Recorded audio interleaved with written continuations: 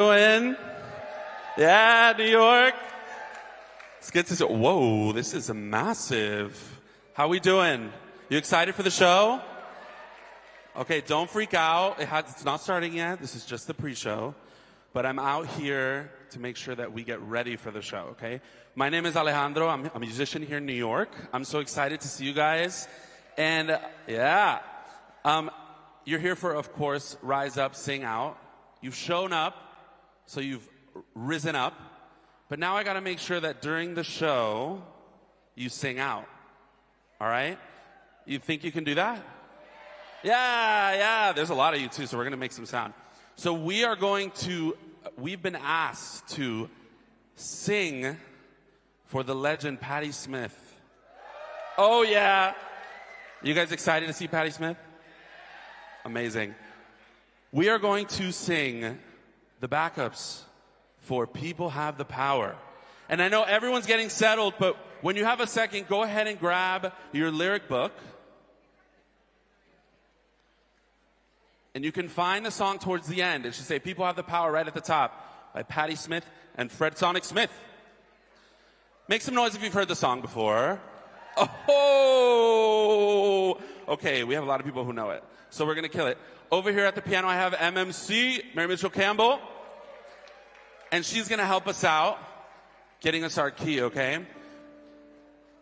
And we are going to first start with the chorus. I think a lot of you will know it, but just so we feel strong about like the main part, right? So you don't embarrass me later when Patti Smith comes on, okay? So it goes, people have the power. I'll go first. People have the power. Your turn. People have the power. Okay. That was probably like, what do you think, like a 4? Let's go for a 7 this time. Let's go for a 7. Let's see, because then we can save the 9 and the 10 for when Patty's out here, all right? But it goes 1, 2. People have the power. Sing.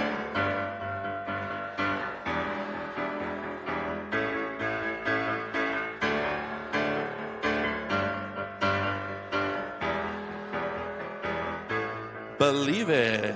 Yeah. Okay. That's giving like a 6. All right. We'll aim for the 7 next time, all right? But the song doesn't start like that, all right? So the first thing we do is oohs, all right? It goes ooh, ooh. Your turn, go.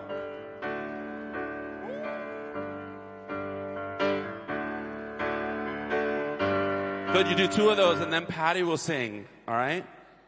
I was dreaming in my dreaming. We'll hear this part, right? Great. So we're just chilling for that section, okay? Then when you come back in, you're going to look at me. I'm going to go, ooh, ooh. Yeah, you follow along. Keep going. Ooh, ooh. Keep another one. One more. Yep, and then we get to this part that's like these echoes, right?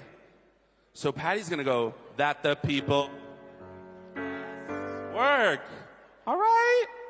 Have you been here before? It goes, that the people have the power. Okay, great. You feel that? Where it's like kind of fast, right? Okay, so let's see if you can do it with me. Ready?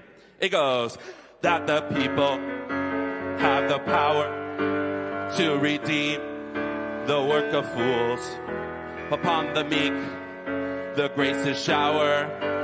It's decreed, the people rule. Yeah, they work. Sing, third row. Sing. Okay.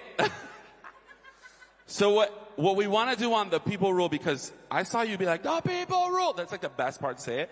So we're actually going to say it with Patty. It's going to go, it's decreed, the people rule. Yeah, so we say it all together. Let's try the echoes one more time. Anytime those echoes come up, it's back and forth. Balcony, you with me?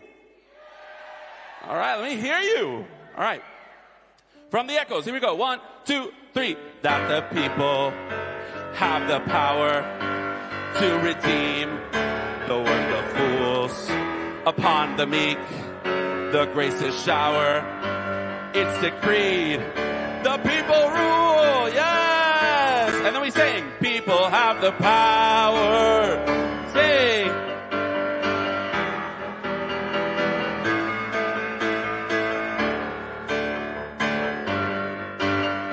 Look at me.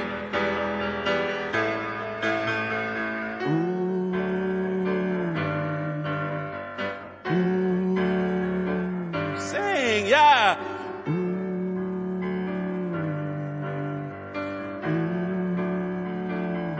Patty's gonna be singing.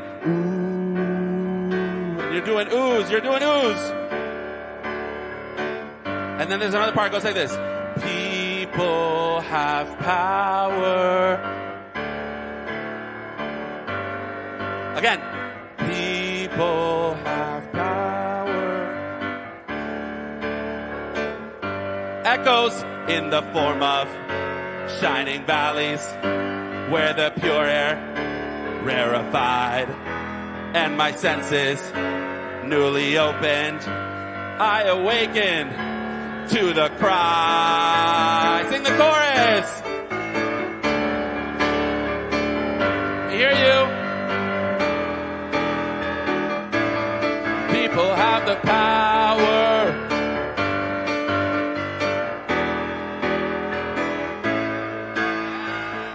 Okay, town hall. Y'all are singing out. Okay, front row is ready. All right, and so is the mezz. I'm freaking out. All right? So every time we get to that chorus, we're all singing together, okay? People have the power. Every time, right? But that people have power is a little bit more of the backups, all right? So you can chill out. The third time we go around after we sing the second chorus, instead of ooh, we're going to sing ah. It goes like this. Ah. Your turn.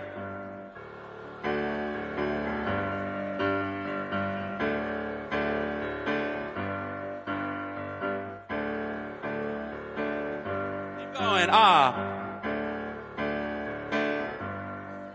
Keep going. Don't get tired on me. Yeah, open up.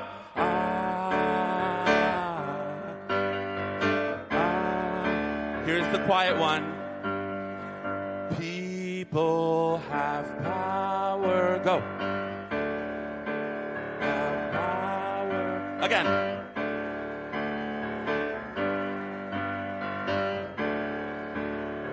Last time with the echoes, I was dreaming. In my dreaming, God knows a pure view. As I surrender to my sleeping, I commit my dream to you. Then we sing the chorus. People have... Who does? Let's go. Sing it out. People have the power. I'm blown away. I'm shocked. I'm thrilled. Now, listen, there's the whole show's going to happen. And then Patty's going to come out at the end. And if you're like, I'm going to be mad. So you better remember this order, all right?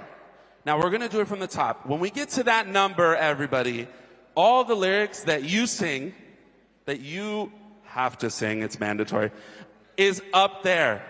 All right? So you'll be able to follow along. You don't even have to turn your pages. Can you believe it?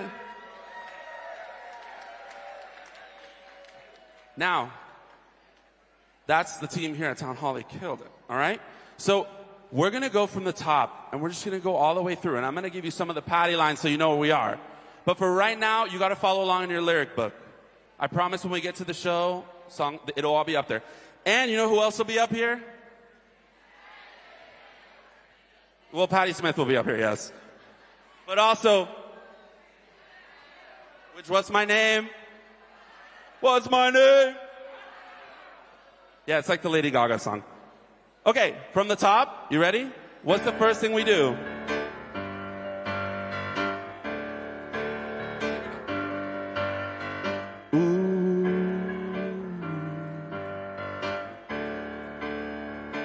Now Patty goes, I was dreaming in my dreaming, well, of an aspect bright and fair, and my sleeping, it was broken, but my dream it lingered near. Ooze.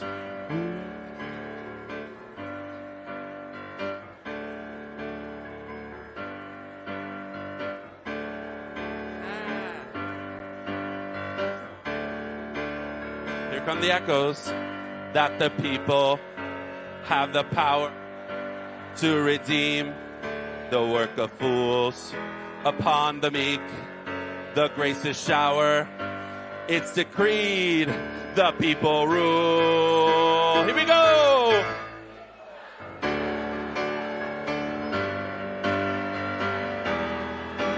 Yes, they do. People have the power.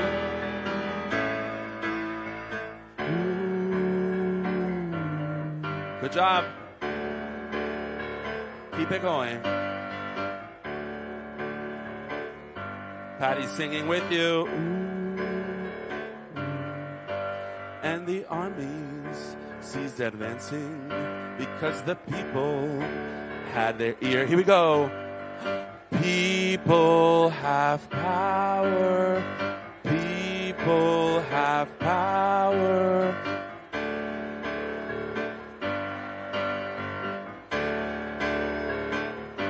Echoes in the form of shining valleys where the pure air rarefied and my senses newly open. I awakened. Chorus.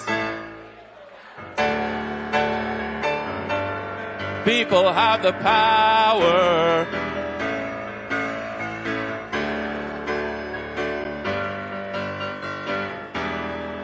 Oz, Oz.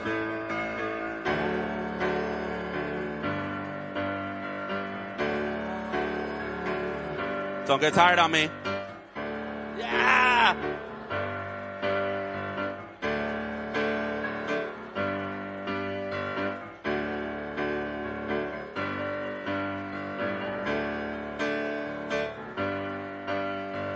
People have power. People have power. One more. People have echoes. I was dreaming in my dreaming. God knows a purer view. As I surrender to my sleeping, I commit my dream to you. Yes, here we go. What? Thank you. Again. People have the power. And you do it again. People have the power.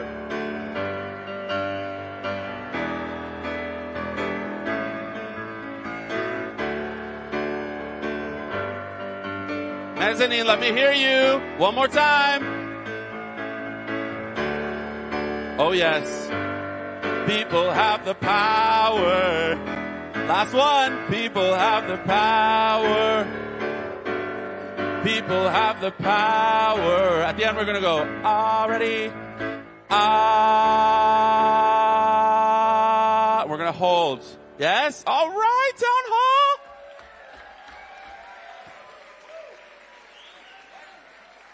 You got me sweating, all right? Mary Mitchell on keys. Woo! All right, so when we get to that part, you promise to sing out because you came here to rise up and sing out. We have to make sure that those words are heard. People have the power. All right, I'm not just here to sing a song with you. All right? You think you can do that when Patti Smith comes out? That's right. All right, well, I'll see you then. I'll be right here sweating and being like, yes, thank you. All right, we'll see you later, all right? Thank you, everybody.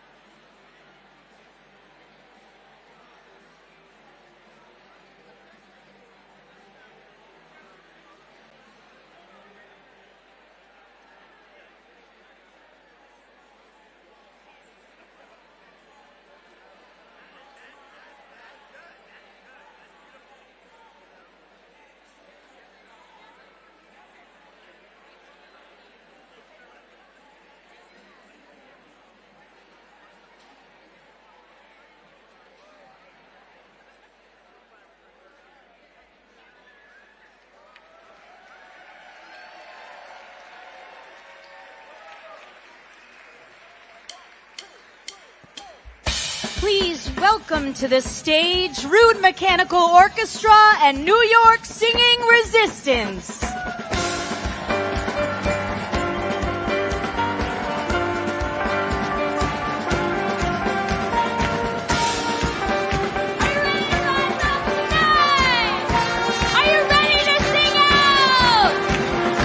A call and response song this evening in a long tradition of movement music that is birthed in the spirit of struggle.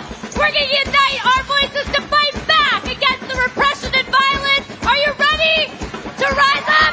Let's go. Rise up. We're gonna rise up.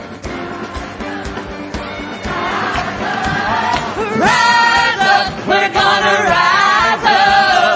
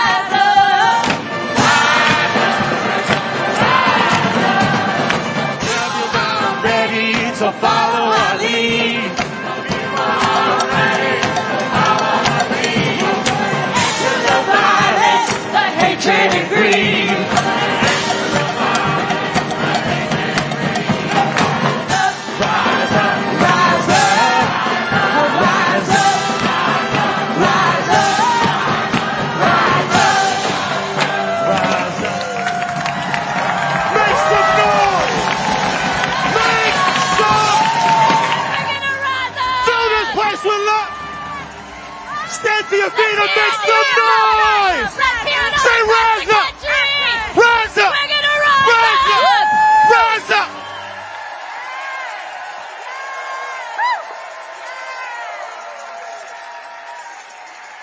Can I get an amen? Can I get an amen? Can I get an amen? Amen. Ashe. Ashe. Let it be so.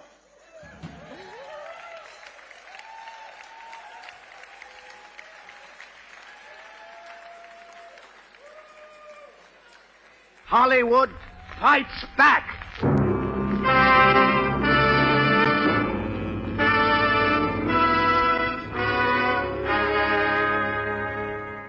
The Red Scare of the 1940s and 50s ushered in an era of mass censorship in the United States, known today as McCarthyism, when Congress turned its sights on Hollywood and put a target on artists. In October 1947, a group of screenwriters, directors, and producers were called before the House Un-American Activities Committee and refused to answer the government's questions on First Amendment grounds. This group became known as the Hollywood 10. A month later, every major studio announced that they'd been blacklisted. But the Hollywood 10 found support in their community. Fellow artists who took up the cause of free speech and refused to be intimidated. Henry Fonda, Judy Garland, Katharine Hepburn, and dozens of others joined the cause, recognizing the power of solidarity against rising authoritarianism. They joined the Committee for the First Amendment and signed a letter that declared, any attempt to curb freedom of expression and to set arbitrary standards of Americanism is in itself disloyal to both the spirit and the letter of our Constitution. Nearly 80 years later, facing a new regime in Washington, the Committee for the First Amendment is back, determined to protect the First Amendment rights for every American. Please welcome to the stage a lifelong activist who brought us all together, the legendary Jane Fonda.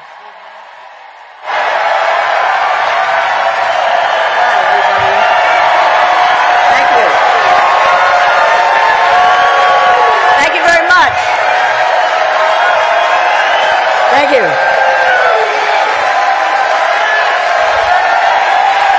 Welcome. Thank you. Thank you, everybody. Thank you. Welcome. Thank you so much for being here at this benefit for the Committee for the First Amendment. Thank you. And here we are in New York. A huge congratulations to New York for your historic win with the Knicks. Yeah. The committee was relaunched last October to bring together the entertainment industry at this moment when our democracy is in peril. In the face of what's happening, we need our industry to be unified, activated, and unwilling to engage in anticipatory obedience.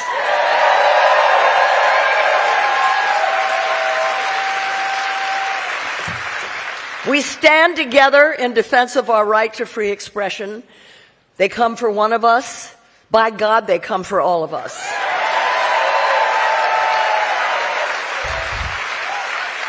As you saw in the video just now, this isn't the first time that Americans' rights have come under attack. But this time, what is really different from the last century are the attacks are coming from every part of the government, the executive, the legislative, and the Supreme Court. There is a clear effort to destroy our fundamental democratic rights and dramatically retake our form of governance. I think the Un-American Activities Committee right now is coming from the White House.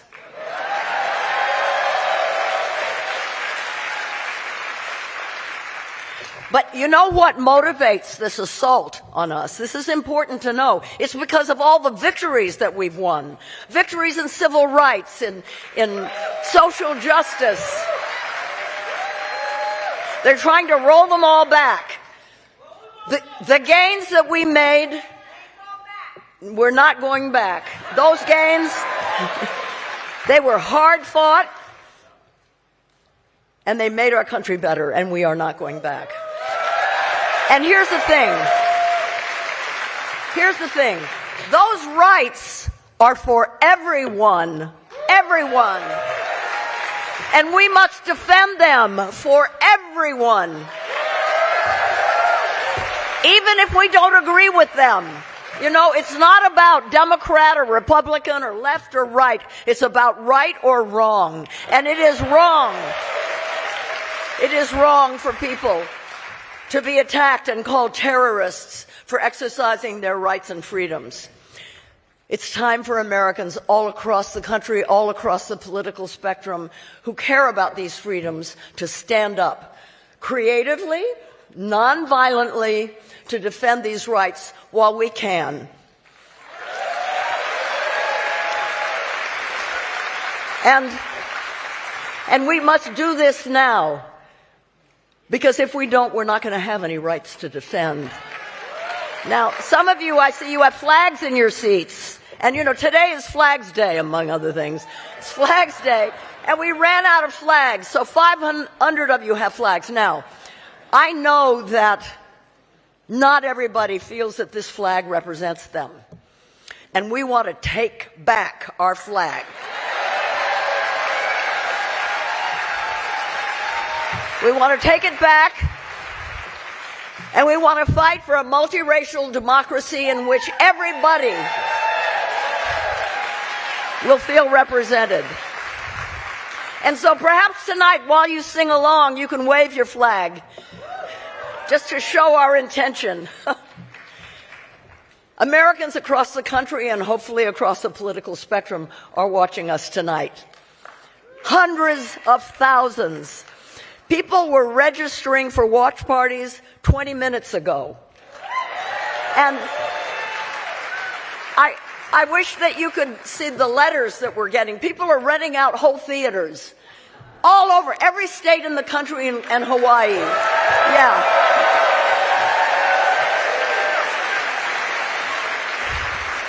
It's because we worked with librarians and churches and Indivisible and No Kings, ACLU, and so much more.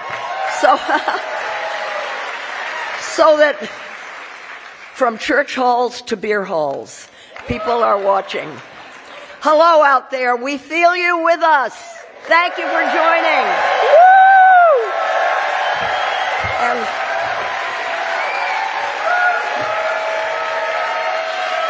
isn't it great? Isn't it great to know how many of us there are? Listen, we are the majority. So let's act like it. I know times are hard, but if we work together, if we stay unified and know in our hearts that we're going to win, we will win. Think of the Knicks. Like the Knicks.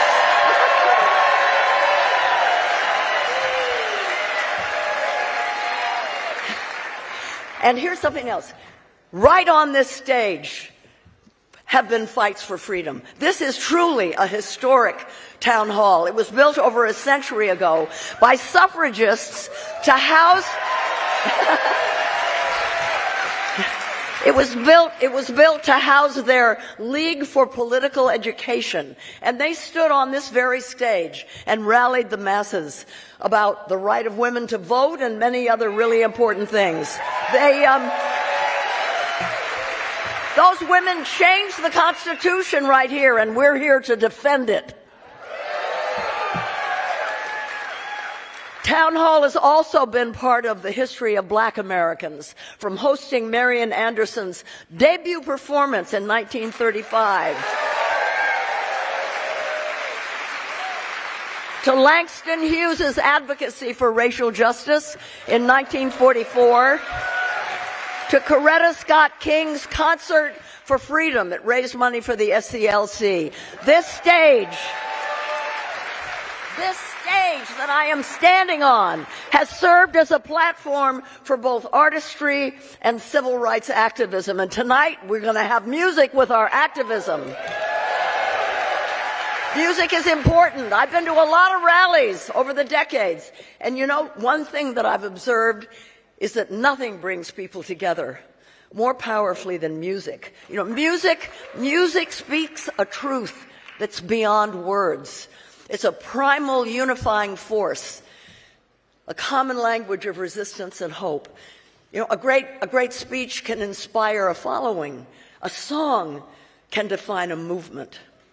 To read the history of social movements is really to read a songbook, from spirituals during the Civil War and their reinterpretation during the Civil Rights era to folk music during the Vietnam War. Music has galvanized action, sometimes very cleverly skirting the censorship.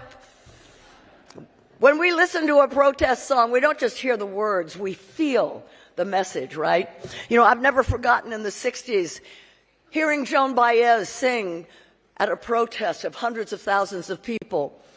They were united and inspired by her music. And in the 60s and 70s, I watched the government bend to the will of those people, and we're going to watch it again.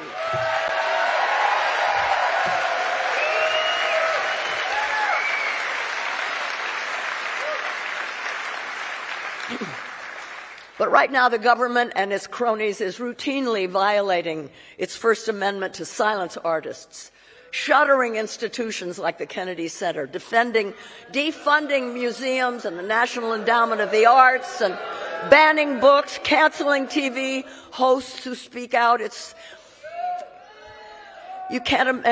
really bad. And it's being allowed by cowardly corporations. I'm not going to name names right now.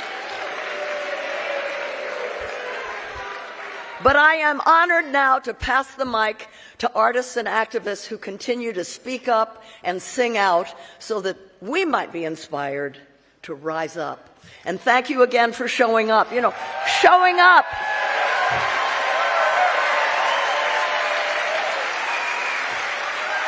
Showing up is an act of hope, and you all give me hope.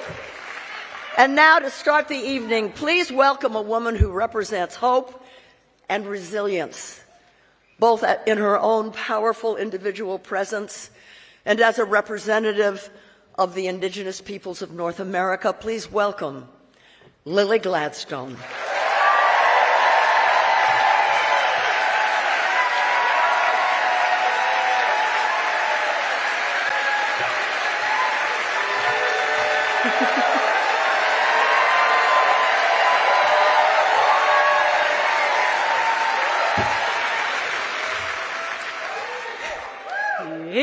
Settle down. Okineksokoeks, nestunetäniko pitääkin. Mahtotosiksi ketsettäpi, mahtoton nimipu. Iksokapineksokoeks, nitsikataiki. Hello, my friends. My name is Lily Gladstone, Eagle Woman. I'm from the Blackfeet and Nez Perce Nations. Thank you, my friends. I feel the good in your being here together tonight. I am so honored to have been called upon by the inimitable Jane Fonda to open this gathering by thanking the Lenape, the first peoples of Lenape-Hoking.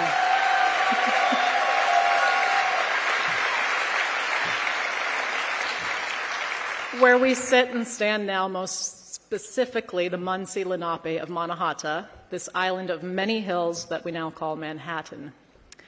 Lenape land tenure and stewardship of this place predates any lease, any real estate, any idea of individual ownership. And Lenape steps have carved the first pathways of this land that now supports this infamously sleepless and bustling city. Today, you don't have to look too hard to feel and see their legacy all around you. I mean, as you're navigating the streets of New York City, Broadway, named for a trading path, a broad enough avenue for trade with Lenape for beaver pelts. Pearl Street, named for the shoreline of glistening shells where Lenape hand-selected their wampum. These quahog shells, with their contrasting balance of immaculate pearl white and deep undulating shades of purple, were widely gifted, traded, and still to this day are considered sacred. Wampum was also morphed into the Dutch West India Trading Company's favorite form of currency in New Amsterdam, which they subsumed into their own style of trade. Speaking of that, how could we forget Wall Street? Metaphorically, one of the world's hardest walls to breach, it was in fact named after the 2,000-foot-long wall built by black bodies enslaved by the Dutch West India Trading Company to evict and displace Lenape from these lands. Yeah, Wall Street was a literal wall, y'all. Today, the Lenape remain all across Turtle Island, all spread across several sovereign nations in the diaspora of removal, both in Canada and the United States, including but not limited to the Delaware Tribe of Indians in Bartlesville, Oklahoma, the Delaware Nation of Anadarko, Oklahoma, the Stockbridge Munsee community in Bowler, Wisconsin. Today, where we all stand in history, it is alarming, to say the least.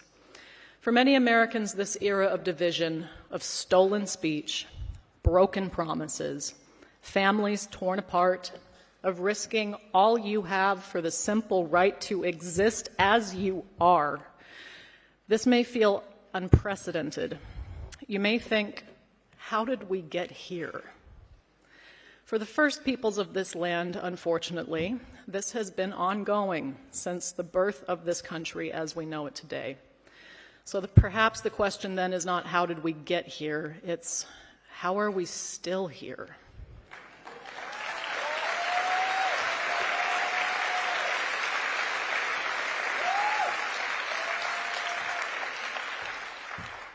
And maybe more importantly, how do we move forward?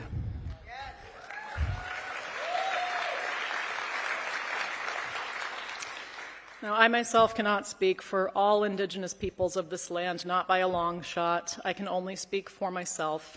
But being a mixed Native child raised on my Blackfeet Reservation in northwestern Montana, I can speak to teachings that I've heard my whole life. For the Blackfeet, and every other tribe from the Great Plains, one of our greatest teachers is and always has been at the epicenter of our way of life, our language, our way of knowing, our ceremonies, and that is the American bison, the buffalo. Inni, our word for buffalo, have long taught us what resistance in the face of adversity looks like, being the only animal able to calve in the middle of sub-zero temperatures where cattle would simply lay down. They would be buried under freezing snow of the high plains. They're pitiful. Buffalo, however, they turn head on, and as a herd, they face the blizzard. They face a storm together. For them, that's nothing metaphorical. They were built for that. To us, well, part of being a human being in our language is to accept that we also are gimitapsi. We're pitiful. We are not built like buffalo, so we can only borrow and learn from them. They feed us, they clothe us, they show us the way. Our survival is so intertwined with the buffalo that in order to conquer the Great Plains and its people, the United States Army launched a campaign to eradicate the American bison, inviting settlers to shoot on sight, often from passing trains, as many buffalo as they could. This campaign was so effective that buffalo declined from a population of roughly 30 million to less than 1,000. Some say 325. Oh, look, another wall. Today, buffalo have grown back to a much healthier but still comparatively thin number, roughly 500,000 head in this country, in large part due to the efforts of indigenous nations across the plains, my tribe included.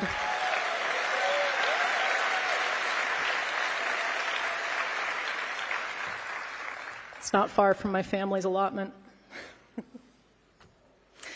I can say for the first time in 150 years, our Blackfeet lands, including Glacier National Park, they have been waiting for Inni to return this whole time. The soil is feeling the hooves again, tilling it.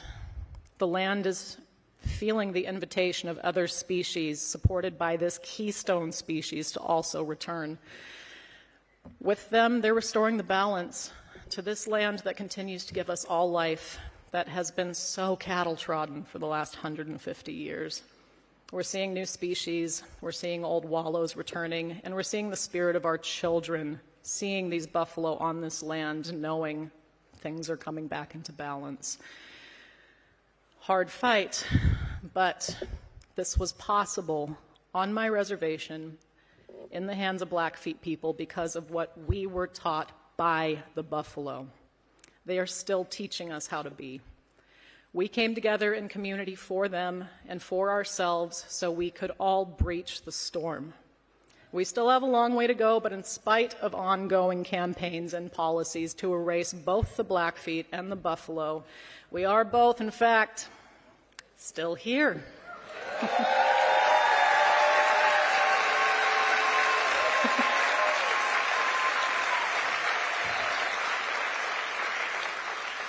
This is one example from Indian country, and there are countless others like it. I wish I had time to go into it and describe even a few more of them. There are, after all, 575 federally recognized tribes in the United States, and a few hundred more that are continuing their fight for recognition. Each nation. Each nation has its own story of diversity, its own teachings of survival and cultural perpetuity, and I can tell you it is still in style. It is ongoing, and so are we. So like the buffalo, we were built for this because we were built to be together, united in community with relentless, unapologetic tenacity, working together to ensure the next generation has a future.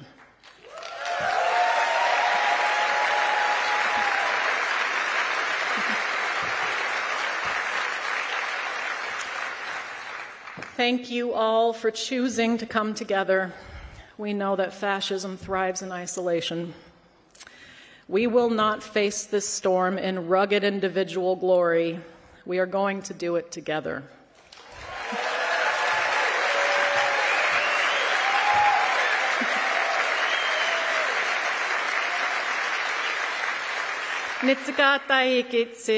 Thank you, my friends. I feel good having you here.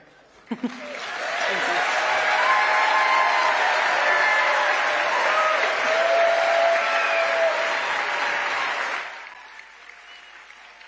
Over the past century, musicians have used their voices not just to entertain, but to advocate for social change, often at great personal cost.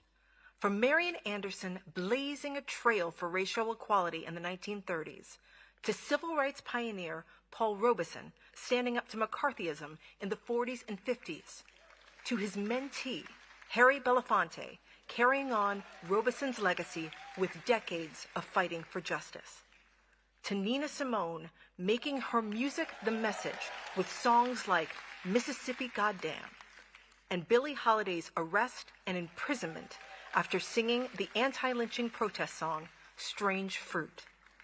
Artists have used their platform to lift up their fellow Americans and stand up for civil liberties.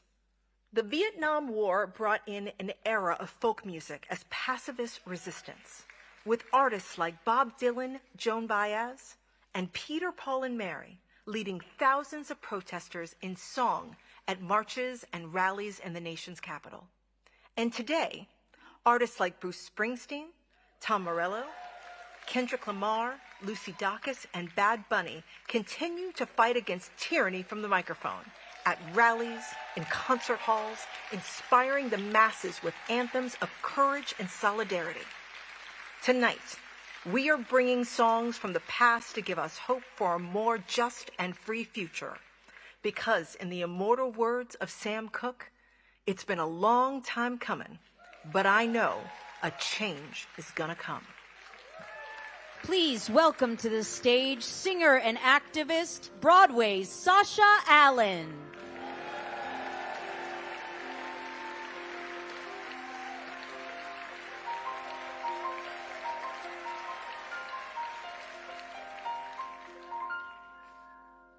I was born by the river in a little tent. Oh, just like that river I've been running ever since. It's been a long time coming, but I know, yes I know, change gon' come. Oh, yes it will. It's been too hard living, but I'm afraid to die. I don't know what's up there beyond that sky. It's been a long time coming, but I know, yes I know, change gon' come. Oh, yes it will. I go to the movies and I go downtown. Somebody keeps on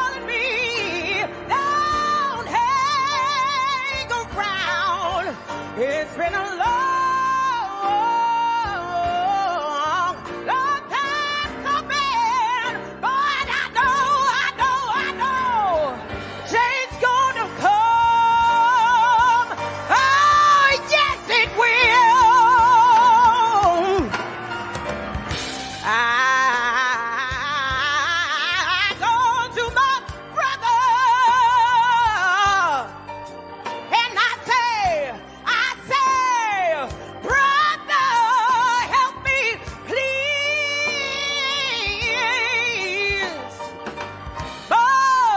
But he winds up knocking me back down on my knees. Yeah, there been times that I thought I wouldn't last.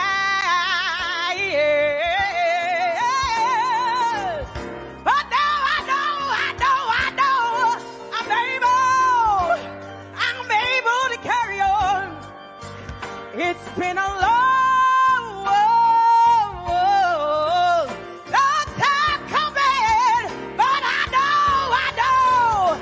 know, change gonna come. Oh, yes it will, yes it will, yes it will. It's been a long time coming, but I know, a change gonna come. Oh, yes it will.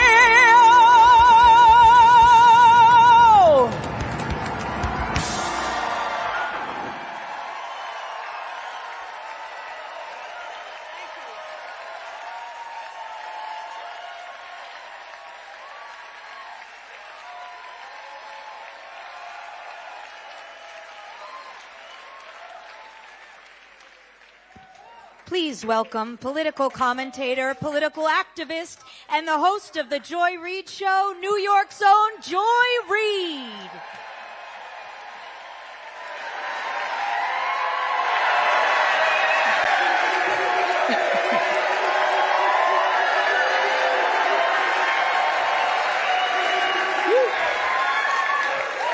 I can't believe I have to follow Sasha Allen. Lord have mercy, Jesus. To Jane Fonda, Sasha Allen, baby. Woo. Woo. I caught the spirit like I'm in church. Ooh. Bette Midler, ooh. Rufus Wainwright, Patti Smith, and all the other legends that I am proud to stand up here with today, and a little intimidated. And to all of you who have gathered in this moment, focused and knowing what our mission is on this No Kings, Knicks in 5 weekends. Sorry, I had to throw that in.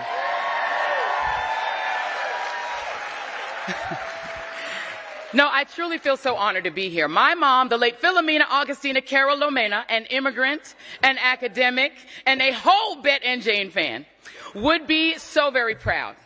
But as excited as I am to be on this stage, I also understand the stakes and the assignment. Because the threat is not coming, friends, it is here. Brendan Carr, the man who wrote the blueprint to dismantle the FCC in Project 2025, is now running it. He is weaponizing the agency to bully and control the press and suppress the wider televised media.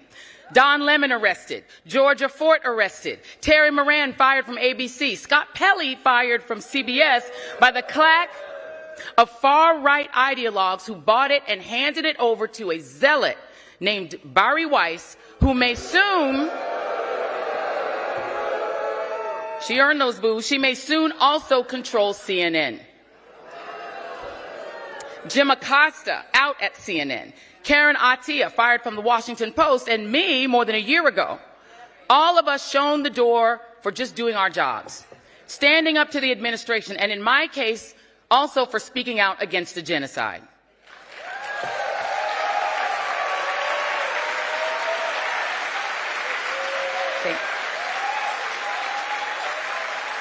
And it's not just journalists. Jimmy Kimmel suspended until the people rose up to put him back on the air. The Late Show with Stephen Colbert fired after more than 30 years that show was on the air because a certain orange asshole whose name is no longer on the Kennedy Center cannot take a joke.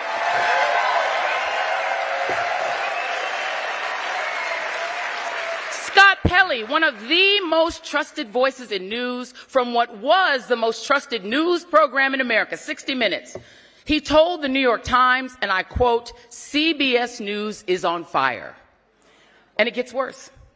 ABC paid Trump to settle a bogus lawsuit.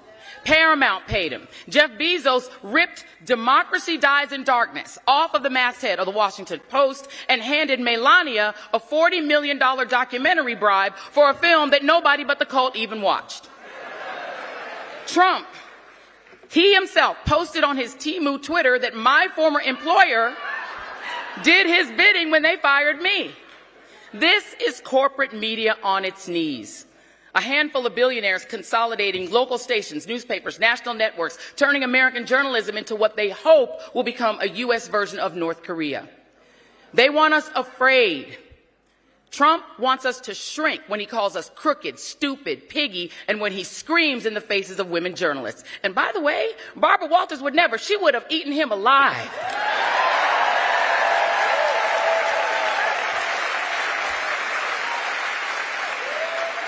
Rest in peace, Barbara. But as Mr. Pelley told Anderson Cooper, you cannot have democracy without journalism.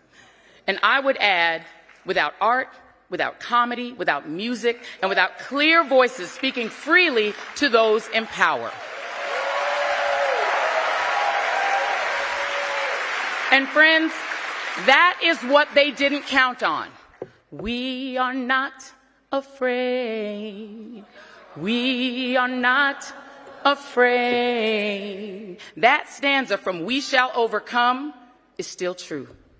The path forward is independent media and independent voices, unbossed and unafraid. Shirley Chisholm's words are reality. MeidasTouch, The Don Lemon Show, The Joy Reid Show, do like and subscribe, The Jim Acosta Show, Katie Fang's podcast, Wajahat Ali, Danielle Moody, Michael Fanone's podcast, Harry Dunn running for Congress, a hero of January 6th, and so many more. We are not shrinking, we are growing. So be louder. Be bolder. Rise up. Sing out. Thank you and God bless.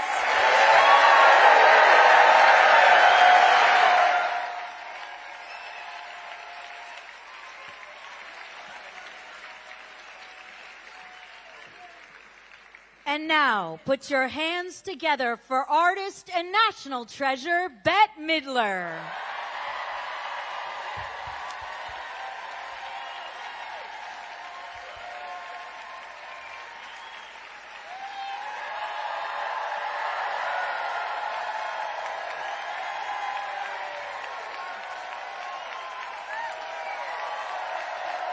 So happy to be here.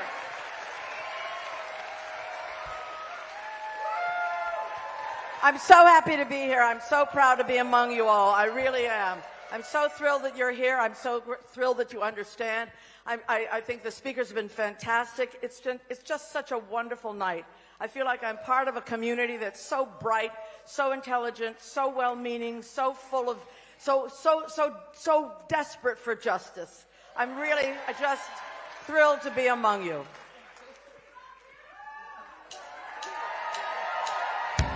I've been around a long time, but I've never lived through what we're living through now. The great Woody Guthrie wrote this song many years ago. I changed some of the lyrics to fit our time, and I hope you'll sing it when you're marching, because sometimes you just gotta sing out.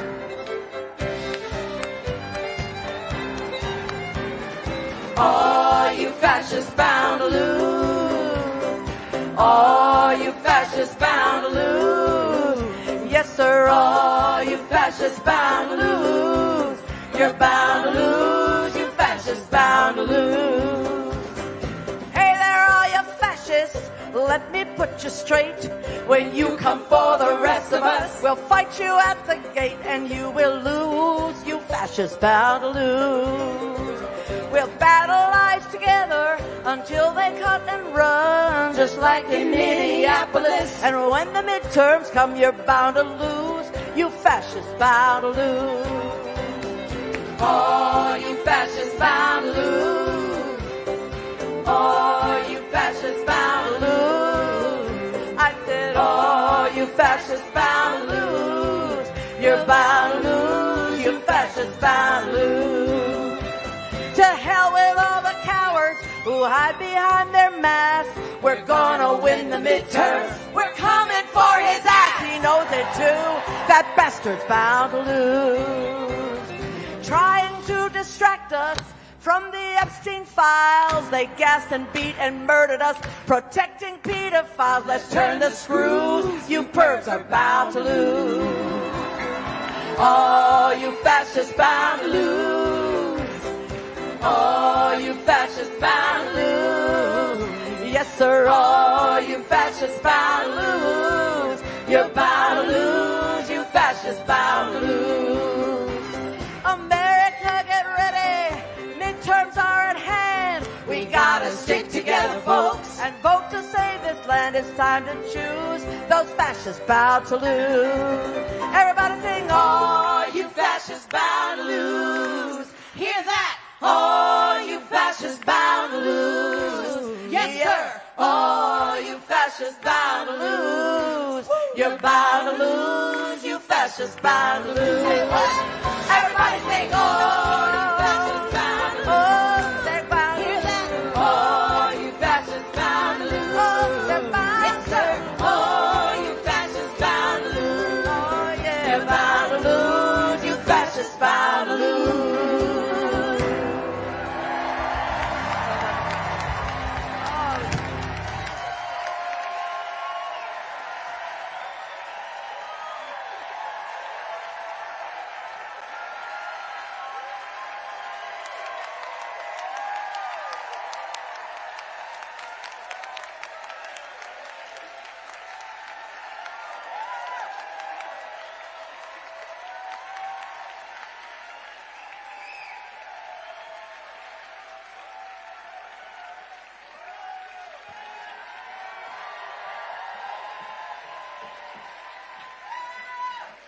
Welcome to the stage, President of the American Library Association, Sam Helmick, and author and president of Authors Against Book Bans, Maggie Takuta Hall.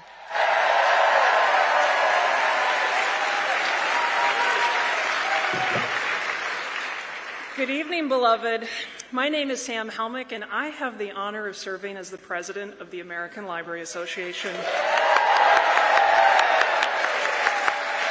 Tonight, we share a refrain in a long chorus of people who have gathered generation after generation to sing, speak, write, organize, create, protest, and imagine a more just world into being.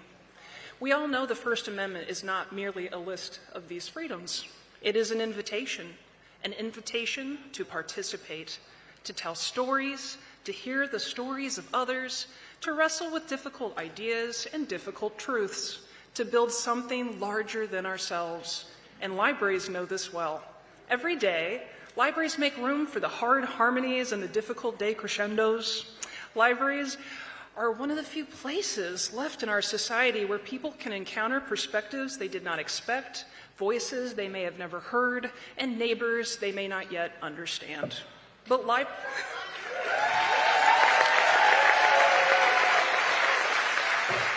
But friends, libraries cannot do that work alone. Civil society cannot do that work alone. We need you. We need your stories, your curiosity, your questions, your readership, your courage, your willingness to stay in conversation even when the conversation becomes challenging. Because liberty cannot defend itself. Freedom of expression must sustain it.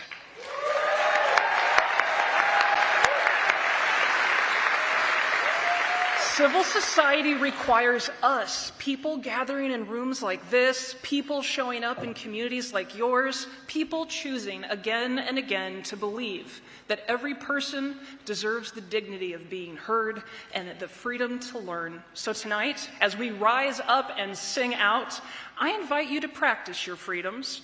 Visit a library.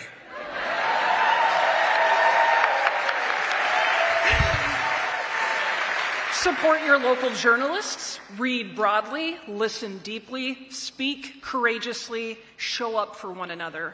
Because the chorus of justice and freedom and democracy has never depended upon a single voice. Its strength has always come from all of us singing together. Thank you.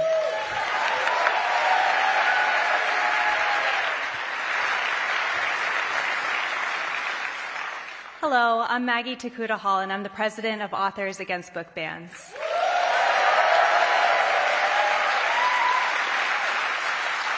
When I wrote a picture book about how my grandparents met during World War II in a Japanese-American internment camp, I didn't expect a lot of controversy. But I found myself in the center of a national one about censorship when I was offered a publishing deal, which was contingent on me removing the word racism from the book. I said no, and I said no publicly, and I thought that that would be the end of it.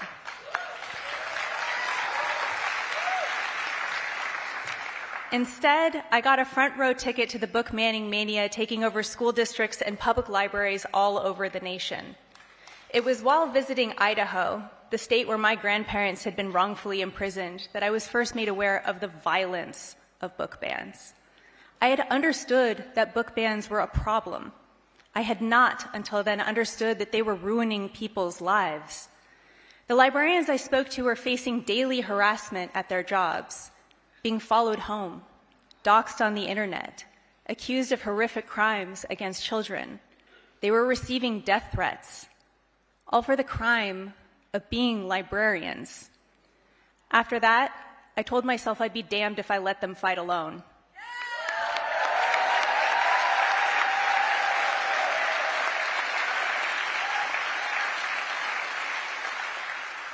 And so I proudly joined with other book creators to form what is now Authors Against Book Bans, a coalition of over 5,000 creators all across the country, united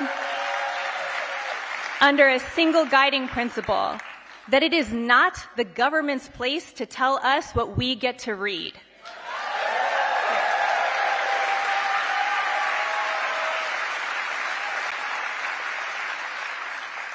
I think a lot of us, authors in general, were waiting for someone to come and save us. But it's become clear no one is coming. Not the politicians who are eager to sell out our trans siblings for political expedience, not the CEOs who stand to gain from privatizing the public good, and certainly not our president, who is bent on gaining authoritarian power through all the dumbest and cruelest means possible. Exactly. That's how I feel too. It's up to us to save ourselves. The thing that makes me proudest of Authors Against Book Bans is that it is not one person who is stepping up to stop book bans alone. Countless volunteers do the thankless, long, and often crushing work to shore up our fight. Together, we have accomplished and we have won so much because no one is coming to save us. And that's okay. We are going to save us.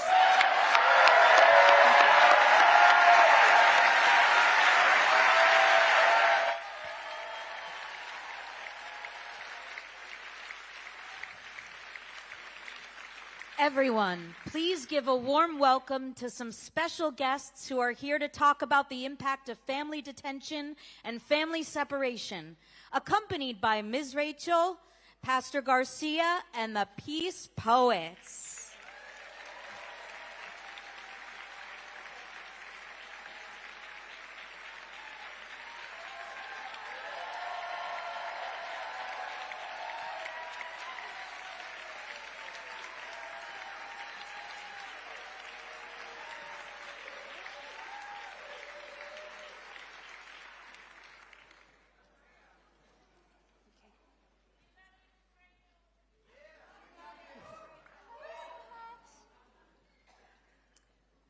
Tonight, I want to talk to you about my friends. So many of them have been detained or separated from their parents, and I've seen how much it hurts them. Children belong in schools and on playgrounds.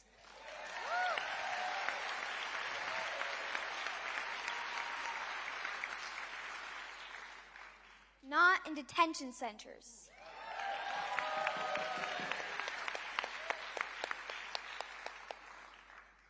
children should feel safe and loved.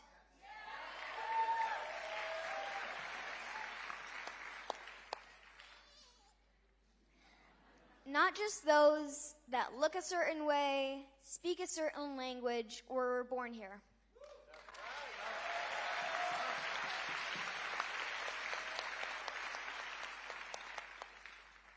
Every child deserves to be free.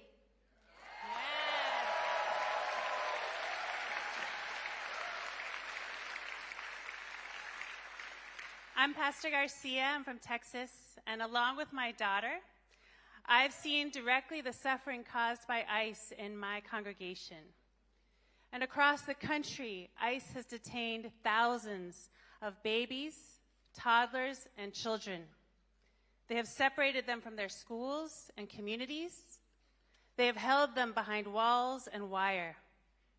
Now is the time for us to decide. How will we respond to this injustice? How will we respond to the cries of our children? Jesus taught us, as is taught in every faith, to love and care for all children with generosity and with courage. As a mom and a pastor, I know that this is what we must do. This is our call. We must stand up and speak loudly and say harming children is wrong and it must end.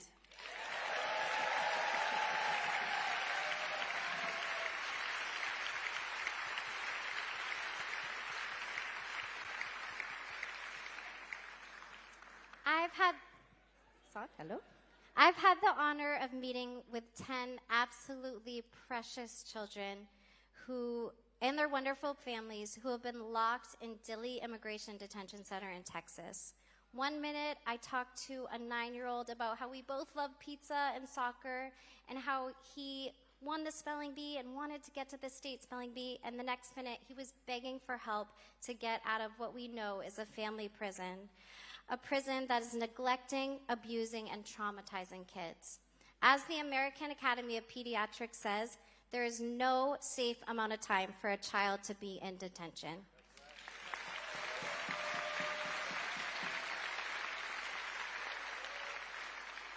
Dilley Immigration Detention Center must be shut down.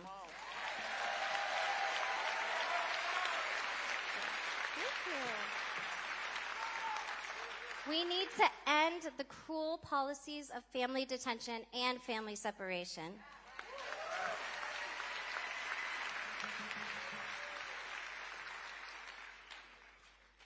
My name is Ariana. I am 14 years old. I was detained and separated from my siblings for 50 days. I saw sick children who didn't get help in time, children fainting, and families struggling to get food and medicine. I missed out on school, time with my family, and the peace of mind that every child deserves.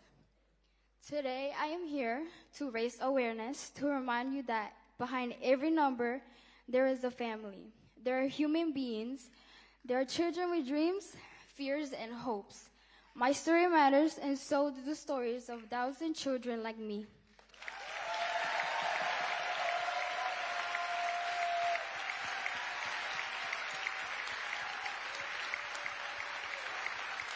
Can we tell Ariana, we see you and we love you?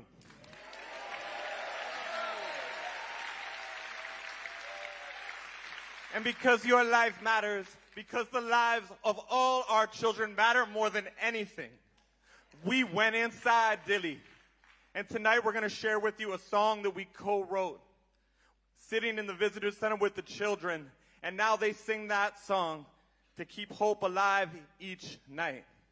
And we promised them that we would invite everyone across this country to say their words and uplift their song like a mighty wave of song.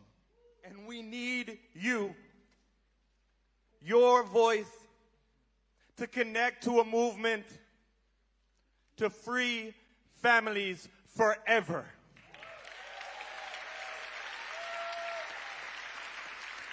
Are y'all ready to sing this song? We need you to repeat after us. Here we go.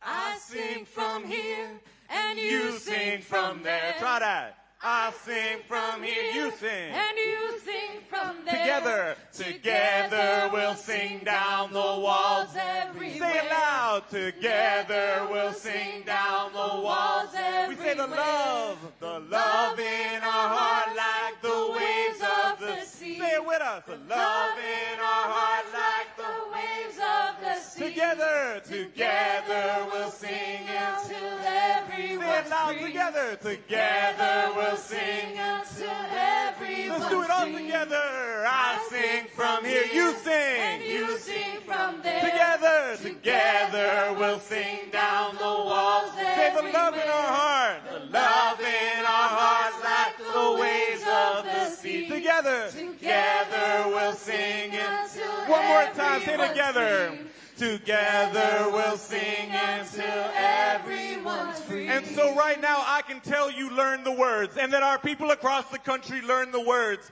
But this is a time we need something different. We need to dig deep into our hearts and sing it like our voice could break down the walls of detention centers. Yes, yes. So we're going to sing it in Spanish the way our children are singing it on the inside. I don't care how y'all sing it. We just need to sing it like we mean it. Are y'all ready to do this? Yo canto acá y tú cantas allá. Try that. Yo canto acá, tú cantas allá. Juntos, juntos los muros vamos a tumbar. Try that. Juntos, juntos los muros vamos a nuestro tumbar. Nuestro amor como olas del mar. Try that. Con nuestro amor como olas del mar.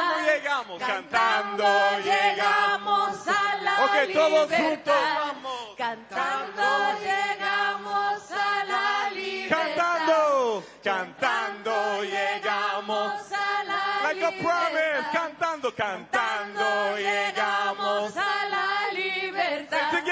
Together we'll sing until everyone's together. Together we'll sing until everyone's free.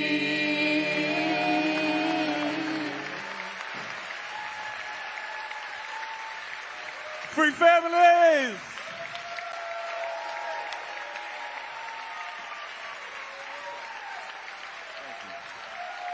Thank you.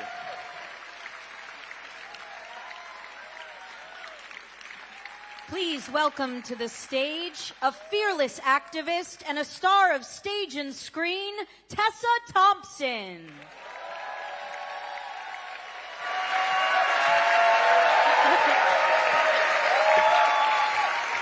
Hi, everybody. Wowie zowie, what a night. What a weekend, right? Last night, now this. I mean, come on. I don't know about anybody else, but last night, much as my spirit wanted to be celebrating in the streets, my body wanted to be celebrating on its couch.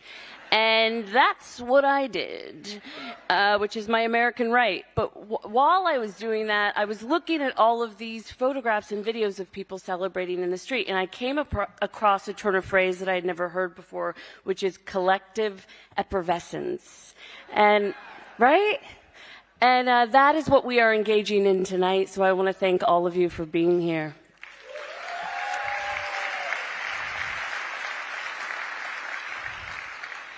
Angela Davis said that it is in collectivities that we find reservoirs of hope and optimism. When George Floyd was murdered in Minnesota for being the wrong color at the wrong time, I took to the streets of Los Angeles, where I live. And I linked arms with thousands of mourners in the streets, sharing in our collective grief and our outrage and our commitment to make his legacy a revolution. 6 years later, Minnesota was a battleground again after ICE murdered Alex Pretty and Renee Nicole Good. And again, I was filled with despair and rage, But what was most heartbreaking and most enraging at the time about the murders was how unsurprising they were to me. As a Black American, there is a kind of bone-tired exhaustion in fighting the battles that we have fought so many times before, in insisting time and time again, generation after generation, that people have the right to exist, even if they speak out against the state. But what happened in Minneapolis in the aftermath underscored Dr. Davis's words so profoundly.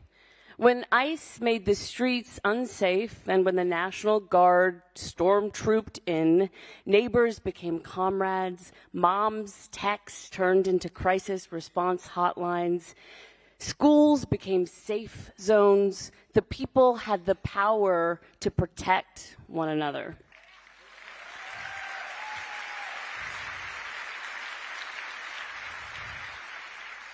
And the people refused to let Renee Good and Alex Pretty's murders intimidate them into inaction. The collective became the hope. The community care is why my reservoir of optimism has not yet run dry. I felt it then, and I feel it now in this room together tonight.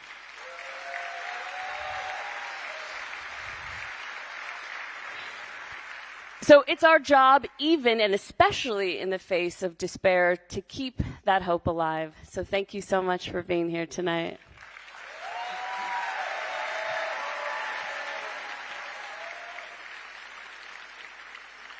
Please welcome to the stage, Julia Roberts.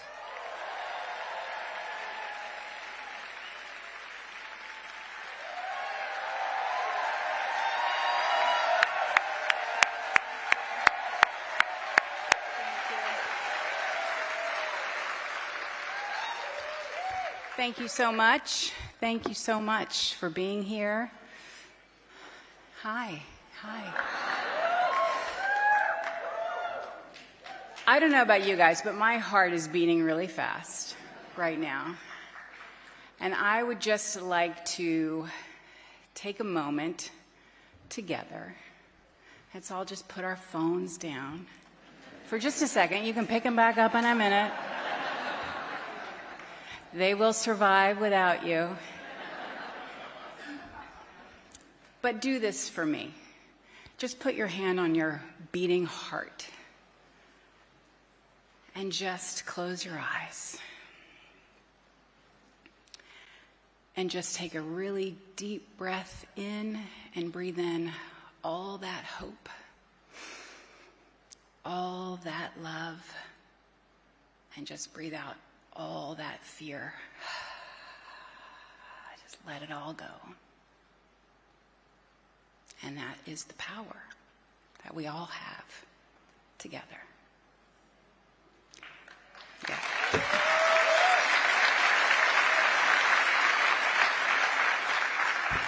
So just keep doing that, because that's a critical piece to this puzzle, and it's a critical piece to continuing the fight that exhausts all of us. We all feel like, I can't turn the news on, I don't want to hear it.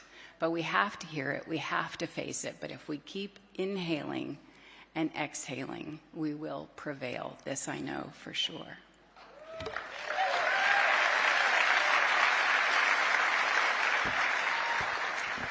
And I know backstage they're thinking, okay, she wasn't supposed to say any of that. So now I'm going to get to business, to the beautiful business that I'm here for, which is to talk about Renee Nicole Good. Yeah.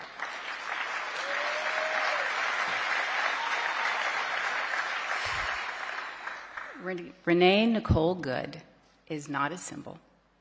She is an American woman, a queer woman, who is doing the very best she could do to be good in an unjust world. Yeah. And I am honored to celebrate her life and her legacy tonight, because the life she gave is our responsibility to carry.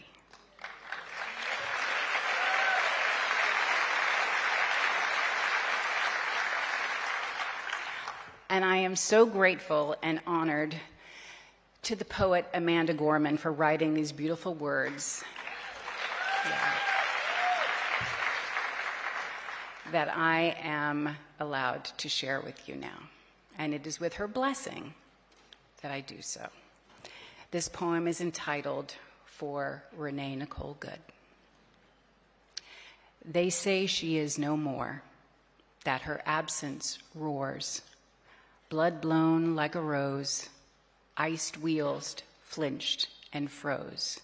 Now bare riot of candles, dark fury of flowers, pure howling of hymns, if for us she arose somewhere in the pitched deep of our grief, crouches our power, the howl where we begin straining upon the edge of the crooked crater of the worst of what we've been. Change is only possible and all the greater when the labor and bitter anger of our neighbors is moved by the love and better angels of our nature. What they call death and void, we know is breath and voice. In the end, gorgeously endures our enormity. You could believe departed to be the dawn when the blank night has so long stood. But our bright fled angels will never be fully gone when they forever are so fiercely good.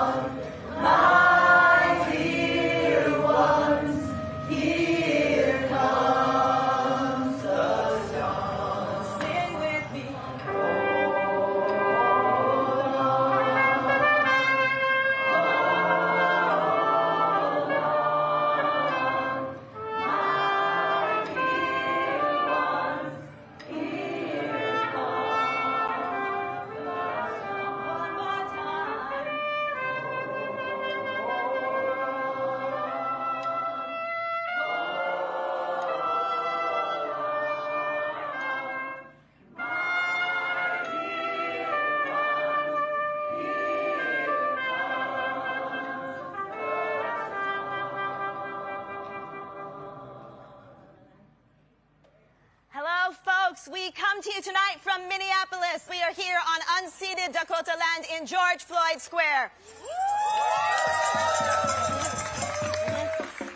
We've got folks here from the Singing Resistance. The Singing Resistance formed to be a mass movement of singers organizing to fight authoritarianism. We're not a choir. We're a movement you can join. We have 300 chapters all across the nation because we know that music is an organizing tool. We're in the lineage of the unions, of the Black Civil Rights Movement, of the Poor People's Campaign, of the Sunrise Movement, where music helps us shift the world towards the liberation that we need.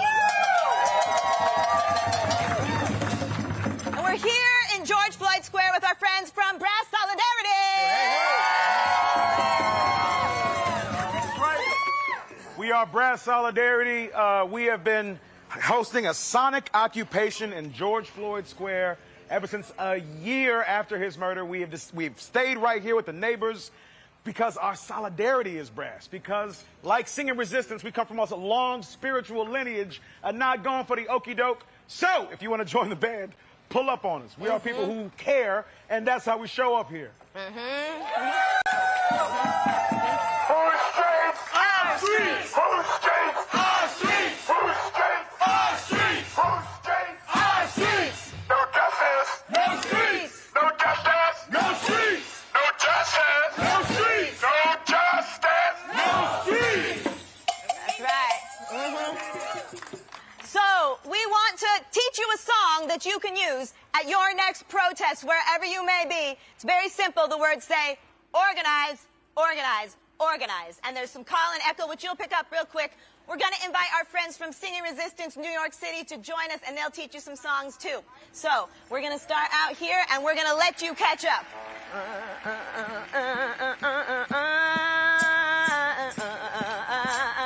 1, 2, 3, we got to organize, organize, organize. We got to organize, organize, organize. We got to organize, organize, organize. Organize, organize, organize. Oh, organize, organize, organize. Organize, organize, organize. Organize, organize, organize. Organize, organize, organize. We want justice for our people. So let's get organized for what we believe. Call it that.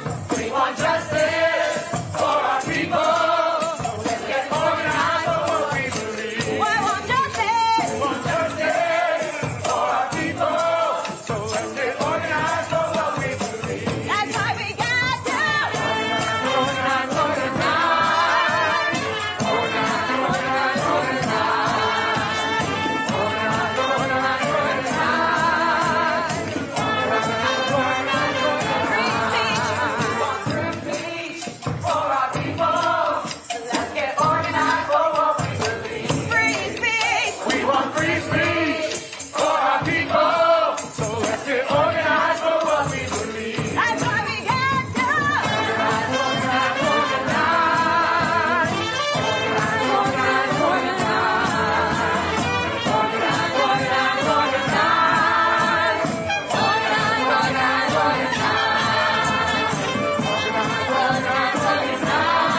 Organize,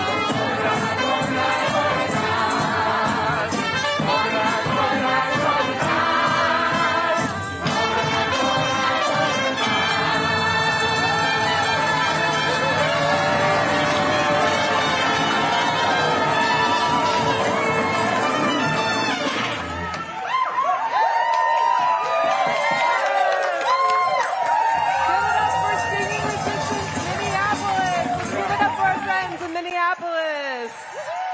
Right. So Minneapolis inspired the world with the power of song. But here in New York City, the greatest city in the world, go Knicks, we also have a strong tradition of cultural organizing, with organizers and individuals and choruses working for liberation through music. So we've got many groups here tonight. We've got folks repping from the Rude Mechanical Orchestra.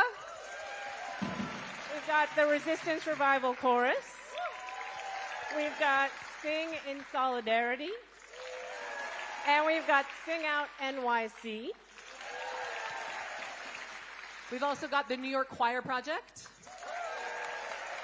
And folks from Songs in the Key of Resistance with the Cairo Center.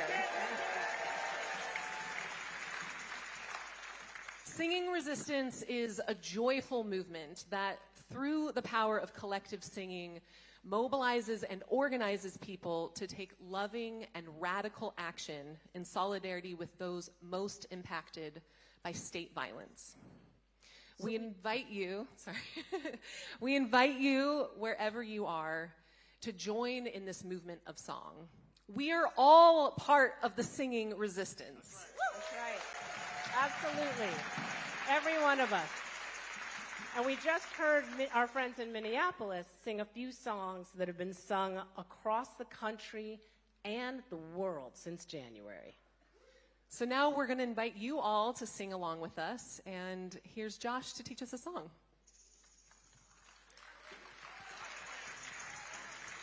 Say these words with me. No one is getting left behind this time. Is getting left behind this time. We get there together or never get there at all. We get there together or never get there at all. Rooted in the rich soils of my ancestral lineage of Jewish revolutionary nonviolence. This song takes inspiration from 3 words in the book of Exodus, Vagam Erev Rav, a mixed multitude, unified across difference, organized to defy an oppressive state. This song is an aspirational invocation that will challenge any of you who sing it to do the difficult work of staying connected in a world that is stacked against us to be divided. Since I wrote this song in 2021, it has become an anthem of Palestinian liberation,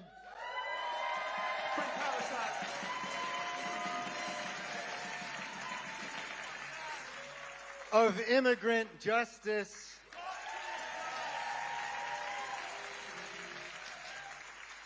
and the singing resistance, which we are now all a part of. So sing this one with me, line after me. It goes something like this. No, no one is getting left behind this time. Your turn. No one is getting left behind this time. Yeah. No one is getting left behind. No one is getting left behind. No one is getting left behind this time. No one is getting left behind this time. We get there together or never get there at all. Try that. We get there together or never get there at all. We get there together or never get there at all. We get there together or never. We sound amazing. We get there together or never get there at all. We get there together and never get there at all. Here we go. No one's getting left behind this time. No one is getting left behind this time. No one is getting left behind. Not this time. No one is getting left behind this time. How do we get there? Together or never get there at all. We get there together. Sing. We get there together or never get there at all. We get there together. We get there together or never get there at all. Everybody say no one. Put your hands together. No one. is getting left behind. I want to hear you say no No one. one is getting left behind this time. None. We get there together or never get there at all. I want to hear you say We get there together or never get there at all. we get there. We get there together or never get there. No, on your feet, everybody stand up. No one is getting left behind this time. No one is getting left behind. No one is getting left behind this time. How do we get there? We get there together. Stand to your feet. Everybody.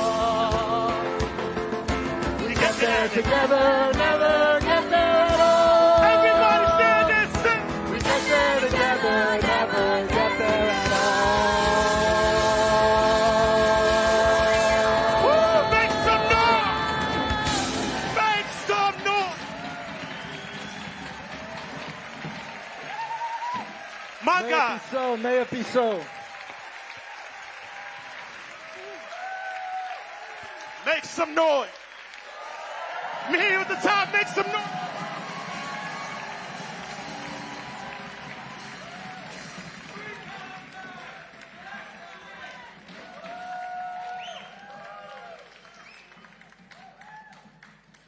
Please welcome to the stage actor and activist Wilson Cruz and RuPaul's Drag Race superstar, activist, and lip sync champion, Peppermint.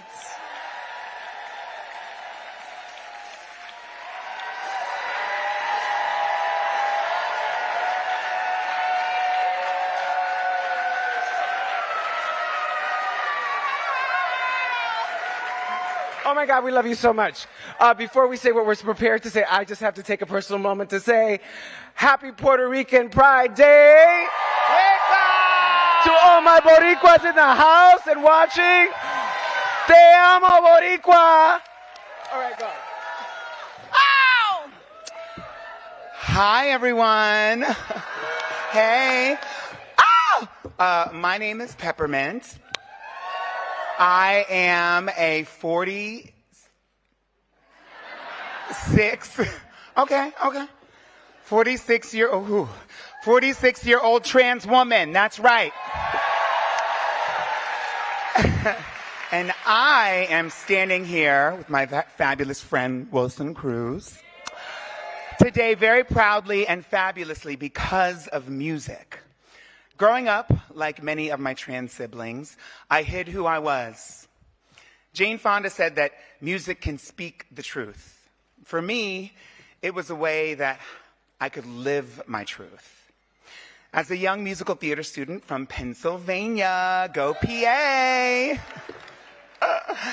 singing and performing how I could be myself. And for a queer little kid in the closet, music opened the door. I'm standing on this stage, because of stages just like it, and spotlights that showed me and the world I was always who I was meant to be.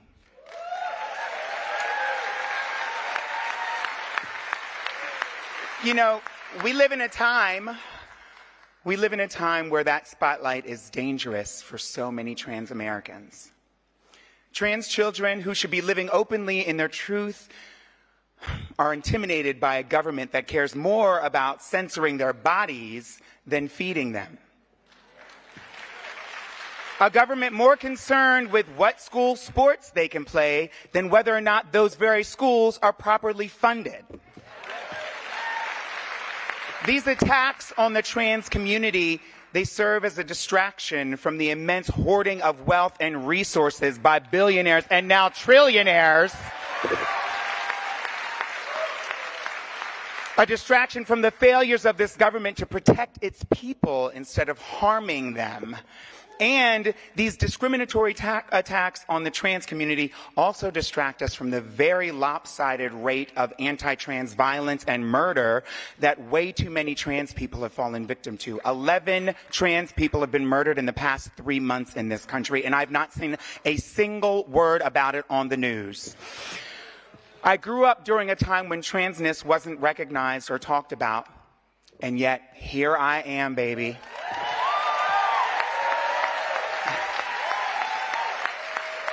Having experienced things most people, let alone trans people, don't get to experience. And still, I recognize my privilege in just simply surviving and being out and proudly trans. I'm here tonight because of my trans foremothers, like Marsha P. Johnson, who fought for my right to exist. And I continue to shine that spotlight for all the trans youth who doubt that they could ever stand here looking this fabulous, darling. Because we know it takes a village and some cheekbones.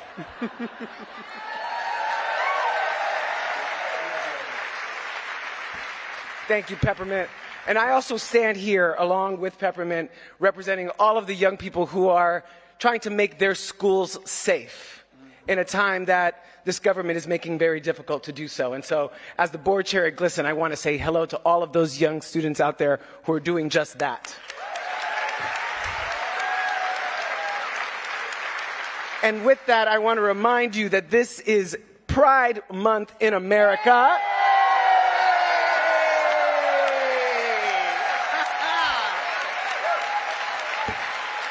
And while we are very, very proud, this year, our rainbow flag is battle worn.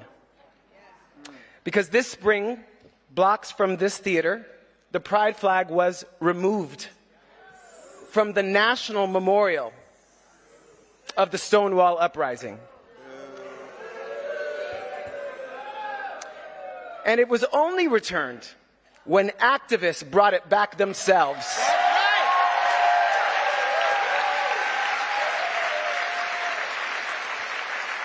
when the governor of Texas clicked his little boot spurs and had all the rainbow crosswalks painted over, activists grabbed their brushes and painted the sidewalks instead. Because that's what we do. It goes to show if you lower our flags, we will raise them back up, baby. You can paint over our rainbows, but we'll paint an even brighter one to lead the way. Because a rainbow should not be shamed and banned.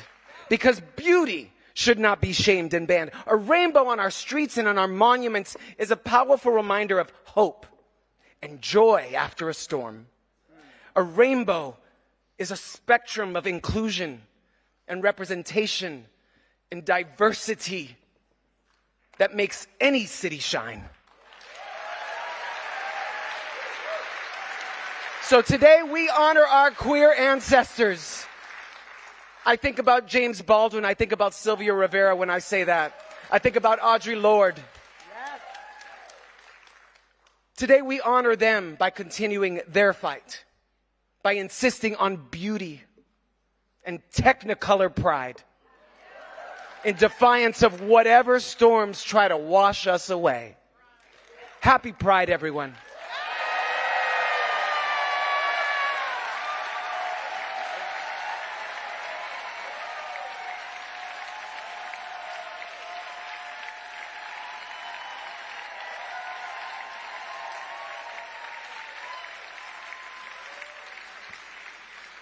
And now, put your hands together for the magical, mystical Rufus Wainwright.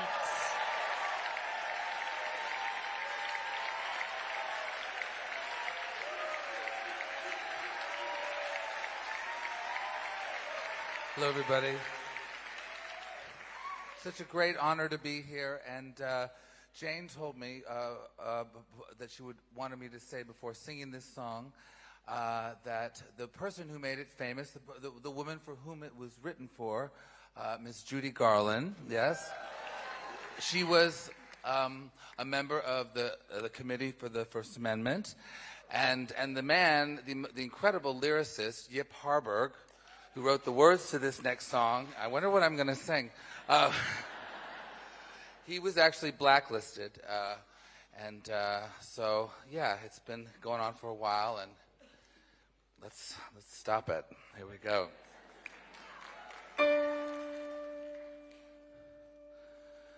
Somewhere over the rainbow, way up high, there's a land that I've heard of once in a lullaby.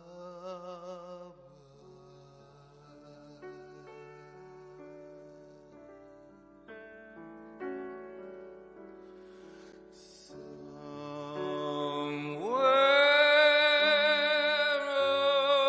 over the rainbow, skies are blue, and the dreams that you dare to dream really do come true.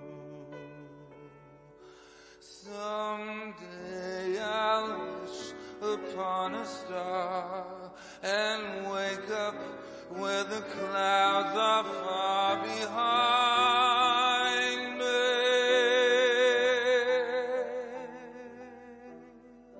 where troubles melt like lemon drops high above the chimney tops.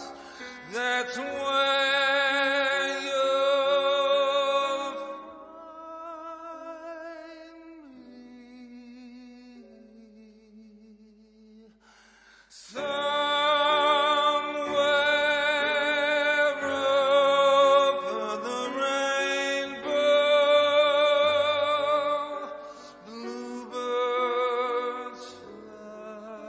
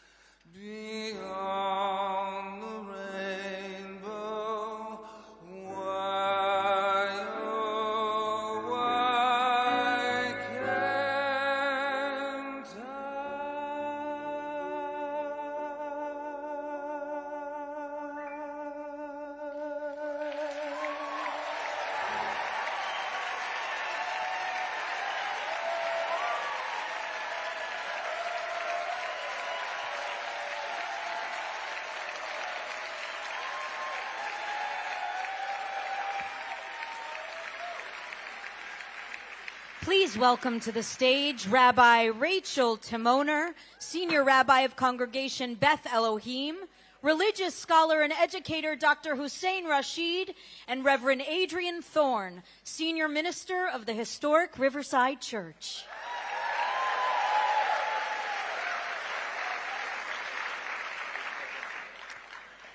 The First Amendment's Freedom of Religion Clause prohibits the government from establishing a national religion.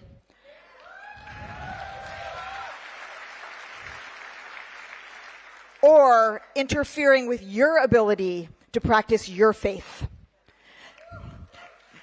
These twin protections ensure a healthy separation of church and state.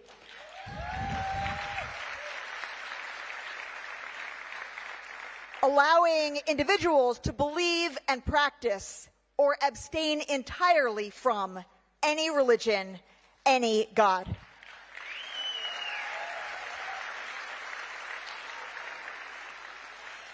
Hello, my name is Rabbi Rachel Timoner. I'm the Senior Rabbi of Congregation Beth Elohim in Park Slope, Brooklyn. In the spirit of the previous act, I also happen to be a queer rabbi, a proud queer rabbi. The central prayer of Judaism, the Shema, says that we are all part of a great oneness that is within and beyond all things, that connects and includes all life. The Torah teaches that every human being is created b'tselem Elohim, in the image of God. Every human being without exception.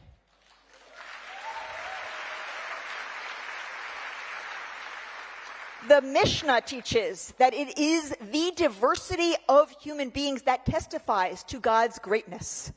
And in the Talmud, the rabbis taught that multiple truths can coexist simultaneously, so that when we disagree, we should expect that the other's perspective contains truth.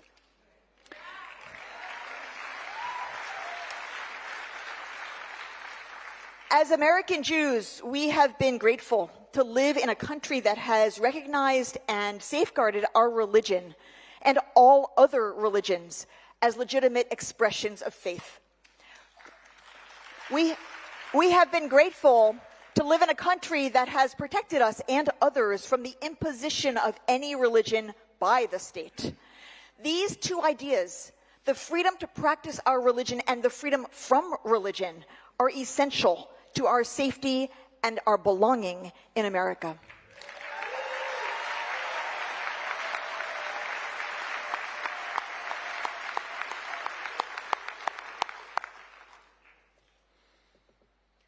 Bismillahir Rahmanir Rahim. Assalamu alaikum wa rahmatullahi wa barakatuhu. That's right. Wa alaikum salam. That's the right answer. In the name of God, the compassionate, the merciful, may God's peace, mercy, and blessings be with you this evening. And here's a new one for you. Nixon 5, alhamdulillah.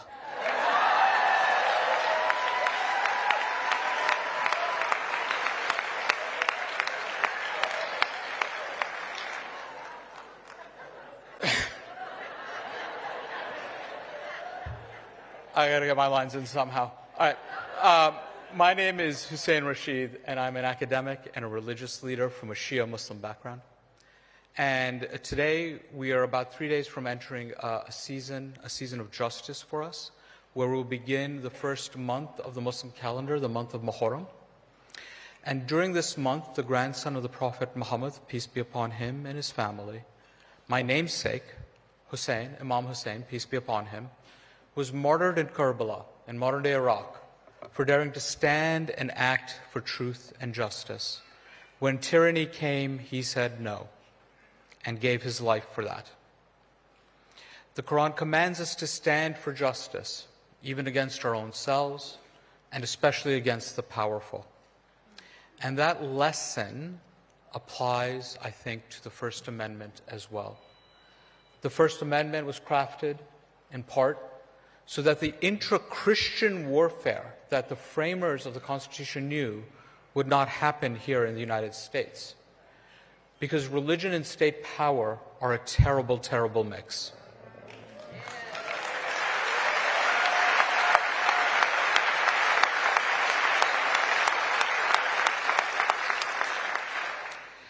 And some of those framers also wanted powerful religious institutions to be a moral balance to the corrupting nature of state power.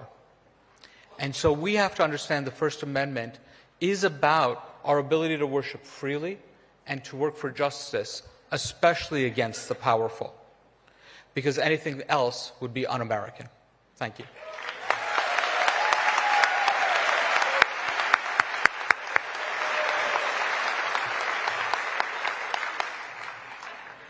In New York City, my fellow clergy and I have the great gift of working alongside Hindu, Buddhist, Muslim, Sikh, Jewish, and religiously unaffiliated siblings. You cannot share meals and stories and taxis and not broaden your beliefs. You cannot.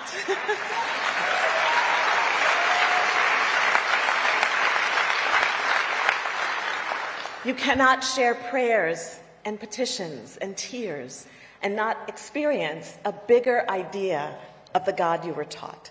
You can't witness the power and praise present in temples, gurdwaras, mosques, synagogues, rallies, and vigils, and fail to question the size of the God we've been given. The edges don't hold. They don't hold for me anymore. In these times when hope can feel lost, when our questions are as complex as the answers we seek, I call on a bigger God.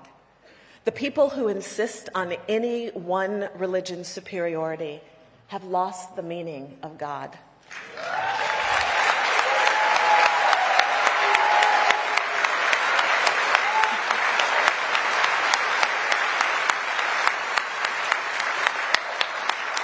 It is because of the right for people of many faiths to each practice their sacred rituals that my relationship to God has grown. In that way, the freedom of religion is a holy right. I love the questions and the wrestling and the doubt that being human brings. And I love that I've lived long enough to confidently declare that God is big enough to hold us all.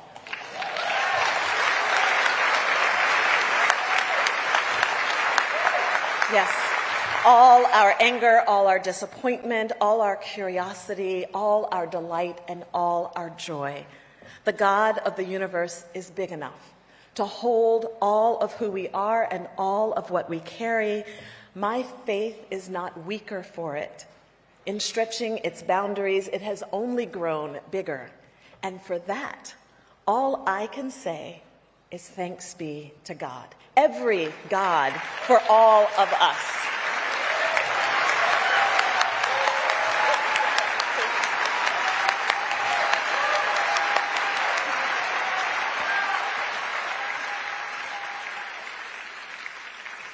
Featuring the exceptional Broadway inspirational voices, here are Jen Colella and Alex Joseph Grayson to perform Huddled Masses by Shayna Taub.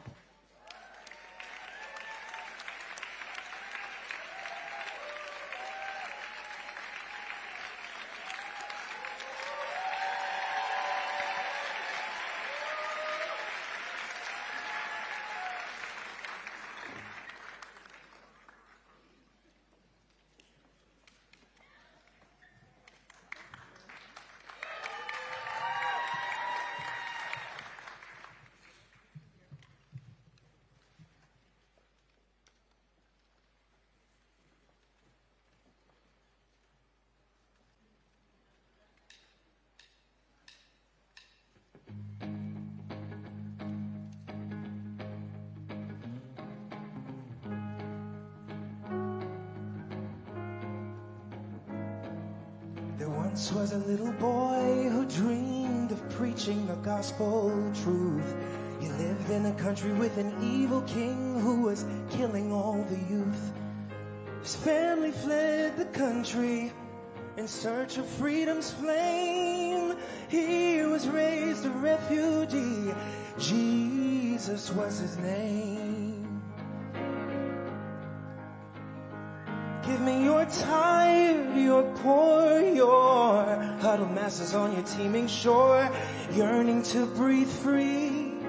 Send them all to me. you're tired, you're poor, you're huddled masses on your teeming shore. I lift my lamp beside the golden door. Remember what I stand here for.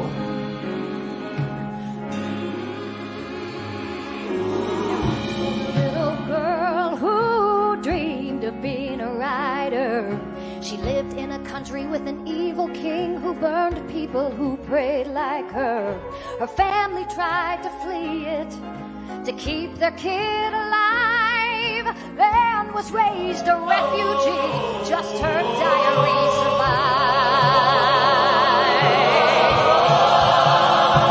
Give me your tired, your poor, your huddled masses on your teeming shore, yearning to break free. Send them all to me. Give me your tired, your poor, your huddled masses on your teeming shore. I lift my lamp beside the golden door. Remember what I stand here for.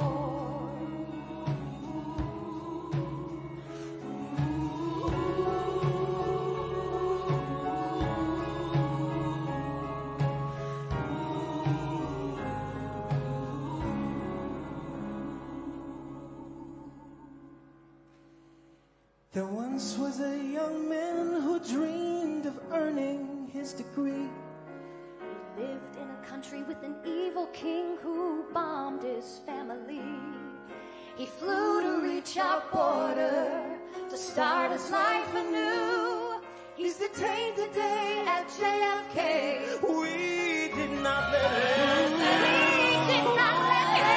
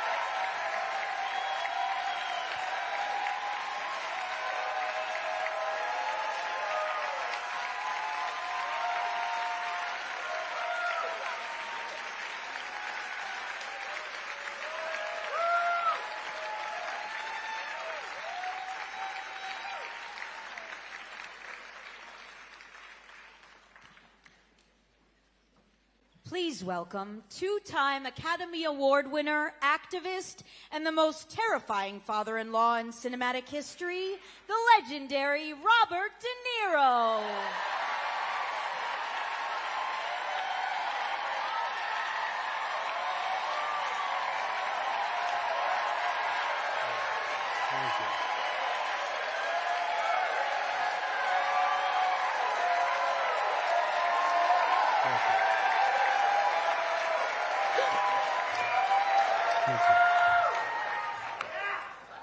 Good evening, everyone, and welcome to all of you who couldn't get tickets to the White House cage fights.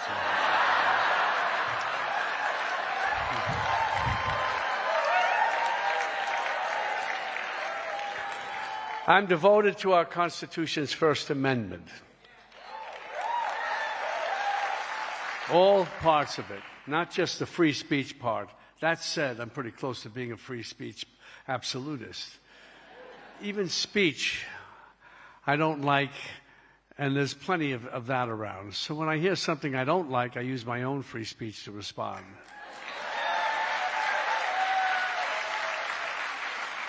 Let me give you an example. When I hear Trump say, as he did a few days ago, I don't think about Americans' financial situation. Not even a little bit. I say, shut the fuck up.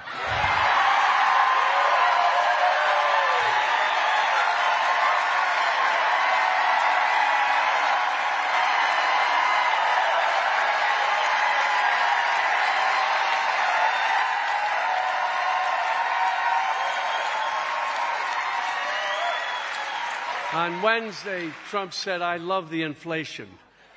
Now say it with me. Shut the fuck up. Trump said he won the 2020 election. Ready? Shut the fuck up. Try this at home.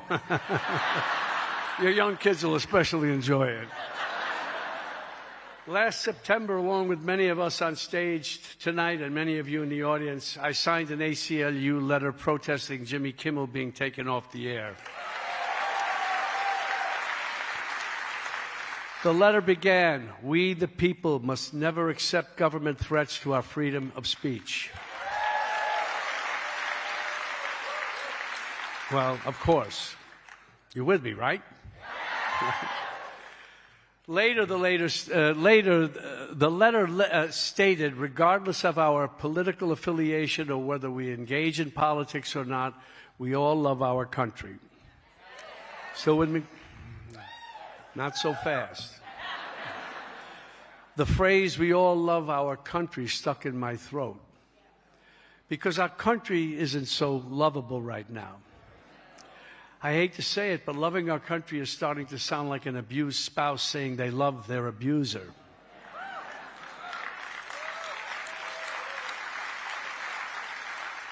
I can't love a country that starts stupid and inhumane wars, killing thousands of innocents and indirectly causing the deaths and suffering of millions more. I can't love a country that takes health care away from millions of people and uses that money to enrich their pals in the Trump-Epstein class.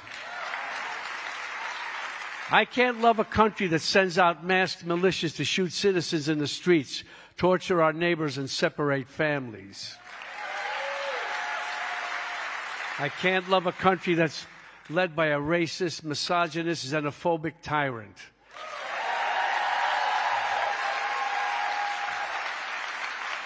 And let me just say it. I can't love the country that's led by Donald Trump and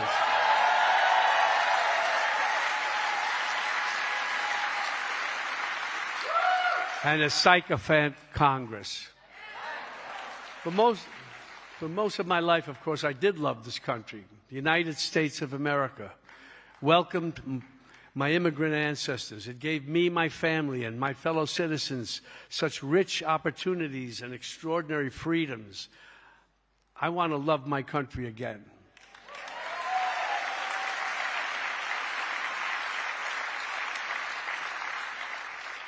I want my country back.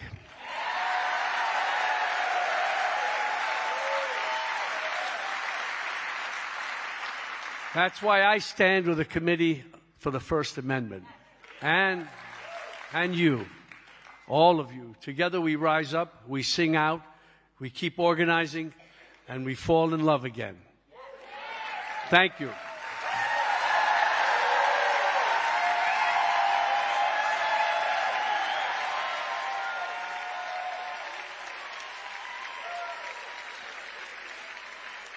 Please give a warm welcome to community organizer, political strategist, and co-founder of Black Votes Matter, LaTosha Brown.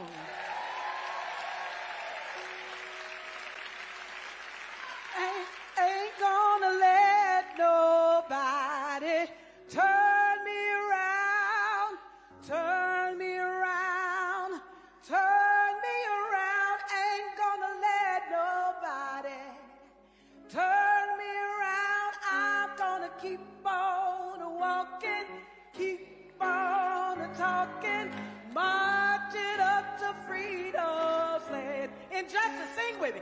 Ain't gonna let injustice turn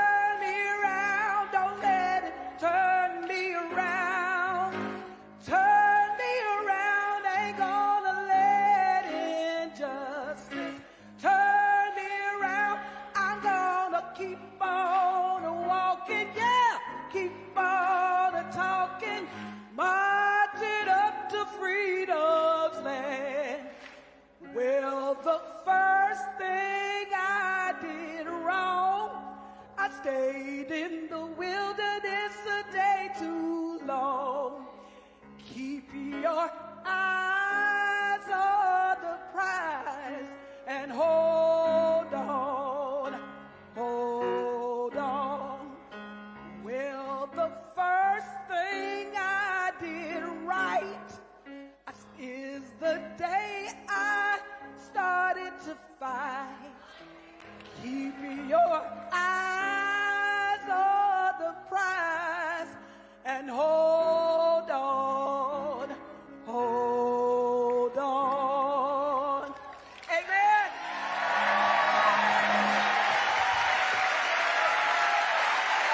Hold on, hold on.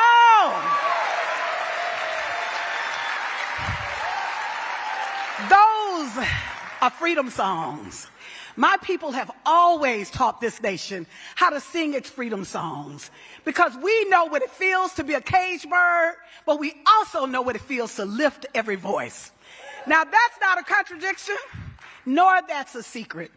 Our songs came from the depth of our soul, of our humanity, for our experience. We let our hurt become our harmony. Our songs were prophetic. They were a healing balm to the world. And even in our journey toward justice, we've always been rooted to bring hope and joy, and both have a place in our movements. Every time this nation moves towards its conscience, we help birth it. We sang it to life and into being. Now, I come to you tonight on behalf as a Selma girl from a little city called Selma, Alabama. Anybody ever heard of that? As a co-founder of Black Voters Matter, where we have spent years organizing across this nation, but particularly in the Deep South. And so I come as one of those singers with a new song. But we do have a hard song that we have to sing together, y'all. Right now, as we gather around music and memory, those in power are quietly rewriting the rules on who gets heard. In Alabama, an election was had, and people spoke. And the powerful didn't like the answer. In Louisiana, an election had already started. The ballots were already moving, and they called for a do-over. Not because the people got it wrong, but because the few in power did get their way. Now, I can tell you what some of y'all may be thinking. You may be saying, now that's the South. That's far away. That's not my fight. Everywhere is the South right now, y'all.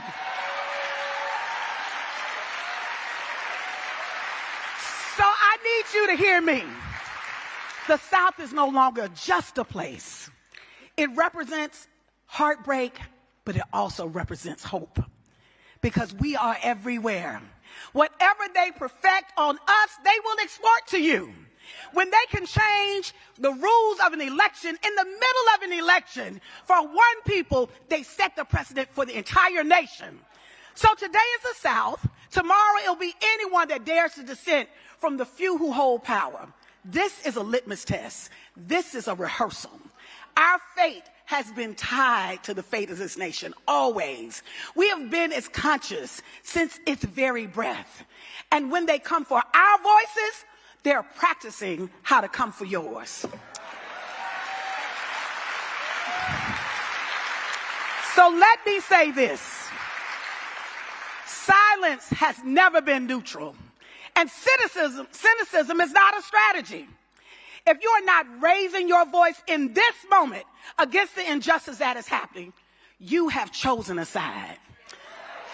Now, as we approach the 250th anniversary of the year of this nation, who's giving itself a birthday party that doesn't quite deserve it right now, I would say in my grandmother's words that what the devil meant for harm, God will use for your good. I didn't understand that, but I do now, that in this moment of despair, that people are looking for hope. When it seems like there's a dark night of the soul, we are the light bearers. We're the ones to actually lay the path so that people can understand. I am here as defiance dressed up as hope. I am resistance. I am also love. Yes, because our politics, y'all, our politics will not save us. Our humanity will. Real change. Real change in this nation has never come out of the White House. It comes from the people. We anchor it in our hearts, our minds, and imaginations of the people when we believe in justice. And look at what we've allowed ourselves to become. Here we are, a nation that pours billions into artificial intelligence, but will not invest in the greatest creation ever made, the human mind, the human soul, human beings, our babies. We would rather imitate people than invest in people. We would rather teach a machine how to sing instead of free the people who taught the world how to sing. But here is the good news. There is good news. There are more of us, just as Sister Jane said earlier, than those who seek to destroy us. And in the words of the great songwriter in griot, Stevie Wonder, it is time, family, to go to higher ground.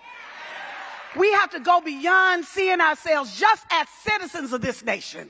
We have started to see ourselves as the architects and the founders of a next America, a new America where children will not go hungry, where our poor will not be discarded, where our brothers and sisters of every race will see their humanity, that we are not supporting a genocide, that we will not allow our elections to go and be stolen, where the value of human life is over everything, including money, wealth, and land. Because we, the people, have the God-given right to create the America that we desire and that we deserve. Let's build it, family. We are the light bearers of a nation that is yet to exist. We, as light bearers, can illuminate the path. We can get the possibilities, but everybody has to speak out. Become the light of hope for those who are suffering. Teach ourselves a new song for our humanity. We the people. I want you to repeat after me. We who believe, in freedom, will not rest. We who believe in freedom shall not rest. We who believe in freedom cannot rest. We who believe in justice will not rest. We the people. Peace and power. Love you. Thank you.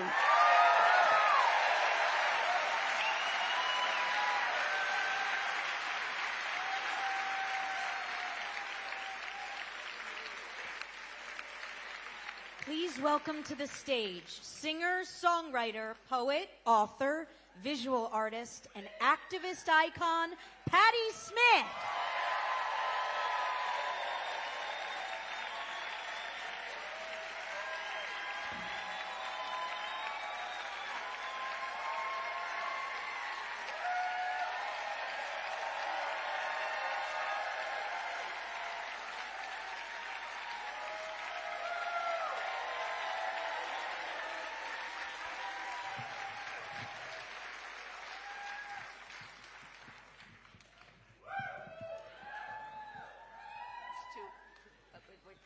It's too high. A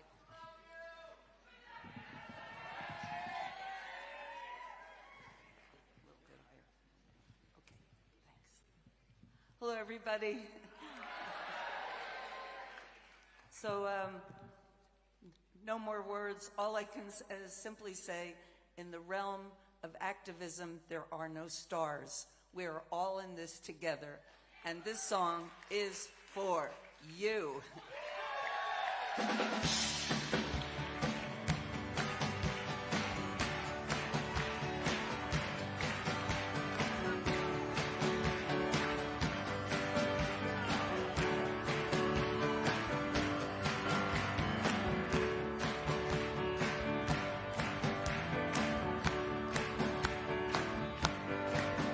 I was dreaming, in my dreaming, well, of an aspect bright and fair, and my sleeping, it was broken, but my dream, it lingered near, in the farm of shining valleys, where the pure air rarefied, and my senses are newly opened.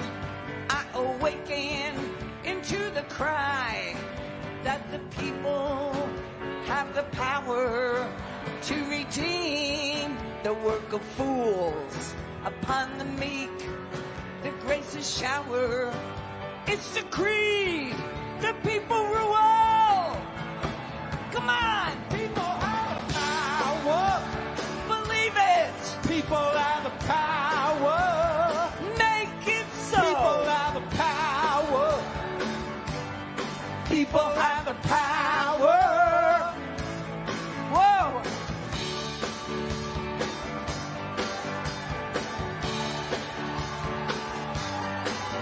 Vengeful aspects became suspect and bended low as if to hear.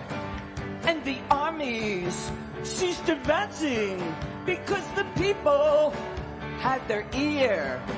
And the shepherds and the soldiers, where they lay beneath the stars, exchanging visions, laying arms to waste in the dust, in the form of shining valleys, where the pure air rarefied, and my senses newly opened, 'cause I awakened to the cry.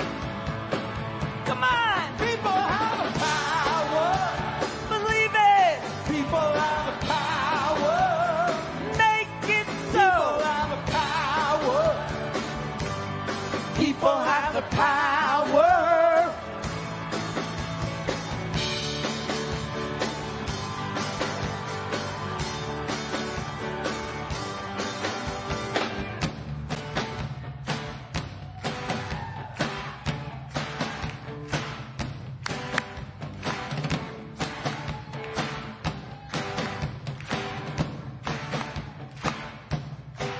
Where there were deserts, I saw fountains, and like cream, the waters rise.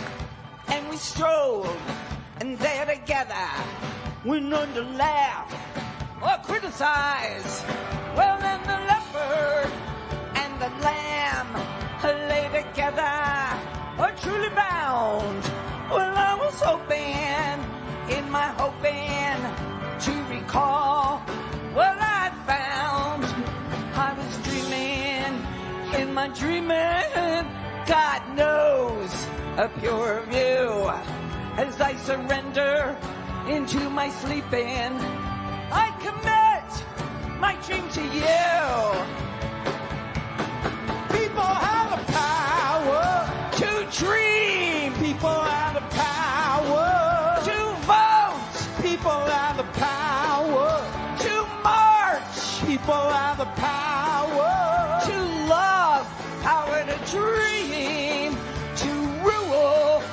To wrestle the world from fools. It's decreed the people rule. Well, it's decreed the people rule.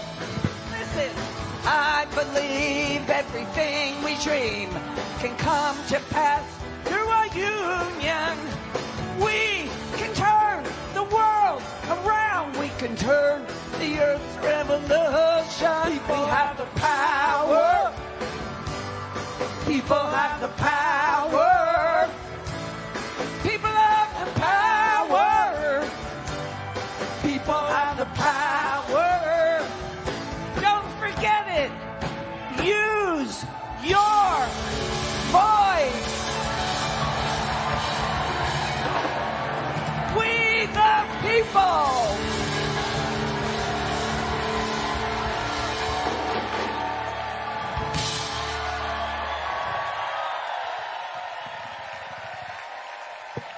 Thank you.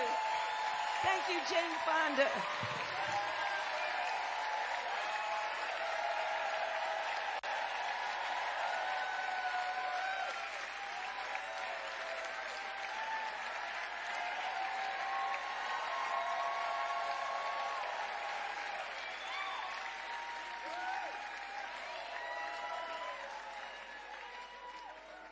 Thank you. And thanks to all of you for being here. There's another song coming, so I'm just, there's a big song coming. Thanks to all the artists and activists who've lent their time and talent to... And thanks to all of you for being here, and thanks to everybody that's tuning in from all around the country. Thank you. I want to give a shout out. I want to give a special shout out to a very talented man, Walter Willison, who gave me the idea to do this here, this concert in Town Hall. And thank you to the team that helped us bring us all here. This was a true collaboration tonight, led by the venerable and visionary Shelley Williams, our director. This event was produced by the Herculean efforts of Bruce Cohen and Rob Nanas of Rigor and Ruckus, with Rachel Sussman and Heather Shields. Music direction by the Tony Award-winning Mary Mitchell Campbell. Writing by the terrific Emmy nominee Bess Kalb. And thank you to the crew and the entire staff of the Committee for the First Amendment. You know, the musicians we heard tonight have sung out, and now it's time for us to rise up. Yes. We have to answer the call. Authoritarians will try many things to lock us in their hold on power, but there's so much we can do at home, in the streets, in the media, and at the ballot box. And now, we're going to give 4 calls to action, very concrete. And you can find links for all of them up here and all around the theater. There are, what are they called? I'm too old to, I don't... Q things, yeah. Whatever. Okay, call to action number 1. You can sign a petition to tell your state attorneys general to block the Paramount Warner Brothers merger.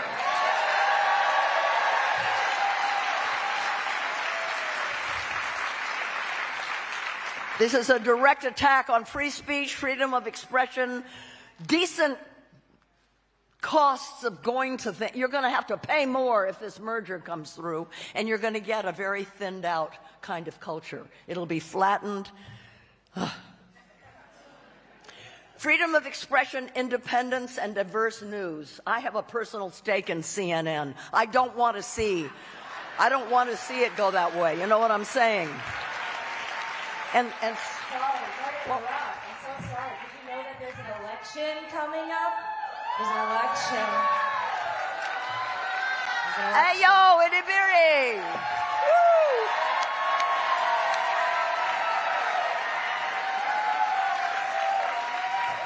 Yeah, I did. I knew there is a midterm coming up. Thank you for reminding us. The midterms they're not just coming up. They're months away. And I've been here. I've been watching this whole night. And this is kind of going off script. But I was just thinking about myself as a political body, as a young queer black woman, but also just like as a human being. Like, we're all humans in this space, and moments like these can feel insurmountable. They can make us feel like our voices don't matter, or you're like, what voice do I have? Because I don't sound as good as half of the people who've been singing tonight.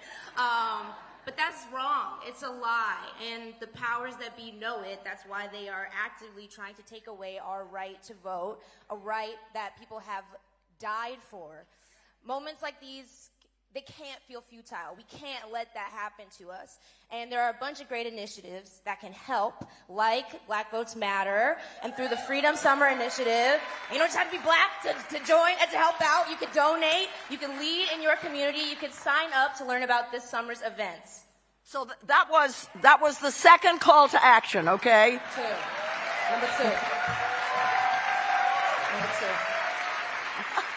And next, you can volunteer for the Election Protection Coalition to help voters by phone. And if you'd like an actual job at a polling station, okay, actual job. I didn't write that, but if you do want an actual job at a polling station, Right, you got Power paid. the Polls recruits poll workers and connects you with your local election office to apply, and this is really needed. Yes. This is really, really needed. I'm seeing some nodding. I'm seeing more nodding. Okay. It's a real job. You get paid. You really get and paid. And they really need us there. This economy, okay. And if you're a member of the entertainment industry, you know, an artist, a singer, but also behind the scenes, carpenters and electricians and all, if you're part of our industry, join the Committee for the First Amendment. And if you are a part of a different community, a teacher, a student, auto workers, retirees, carpenters, plumbers, we're just naming professions now. But if you are, accountant, someone say a job. Social worker. I heard like doctor, and I heard maybe also lighthouse worker. If you're at a lighthouse, you can sign up with Indivisible or No Kings, and you can get alerts and opportunities to engage. Yes. This event is called Rise Up, Sing Out, because we want to harness the power of the songs and words we heard tonight and turn them into action. Here's a thought. Let's all become living ambassadors for an irresistible future that we're fighting for, so that whenever anybody meets us, they want to become part of our tribe. For a world in which everyone is seen and respected and protected by their government. We can do this. We can do this. We can do it. We can do it. Now,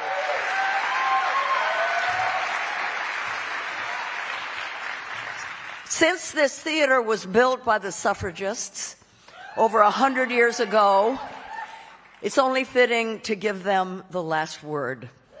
Through the prescient song from Shana Taub's Tony-winning musical Suffs, led by Kayla Davion with the Broadway inspirational voices, may we all be inspired to keep on marching.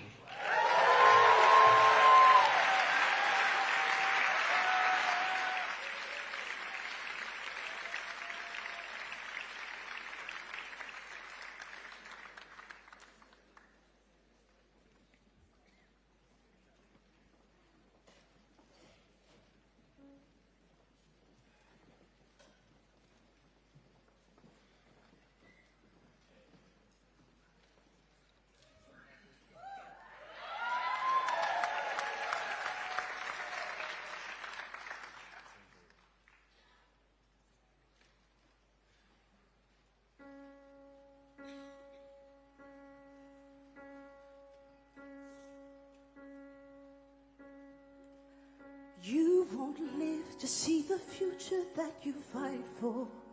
Maybe no one gets to reach that perfect day. If the work is never over, then how do you keep marching anyway? Do you carry a banner as far as you can, rewriting the world with your imperfect pen, till the next stubborn girl picks it up in a picket line over and over again, and you join in the chorus of centuries chanting to her. The path will be twisted and risky and slow, but keep marching, keep marching. Will you fail or prevail? Well, you may never know, but keep marching, 'cause your ancestors are all the proof you need that progress is possible, not guaranteed. It will only be made if we keep marching, keep marching on. Keep marching on. Keep marching on.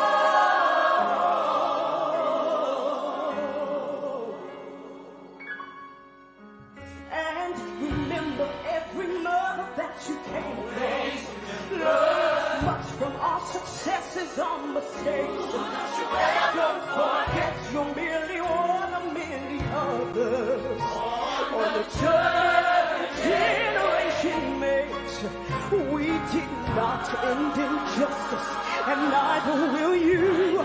But still we make strides, so we know you can too. Make peace with our incomplete power and use it for good, 'cause there's so much to do. There's so much to do. The gains will feel small and the loss is too large, but keep marching. Keep marching. You'll rarely agree with whoever's in charge. Keep marching. Keep marching. 'Cause your ancestors are all the proof you need that progress is possible, not guaranteed.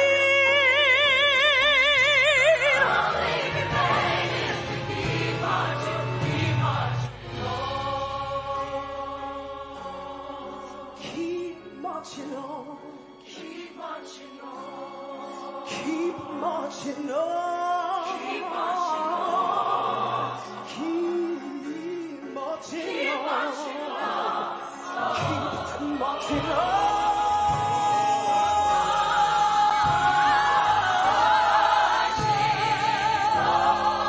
Keep marching on.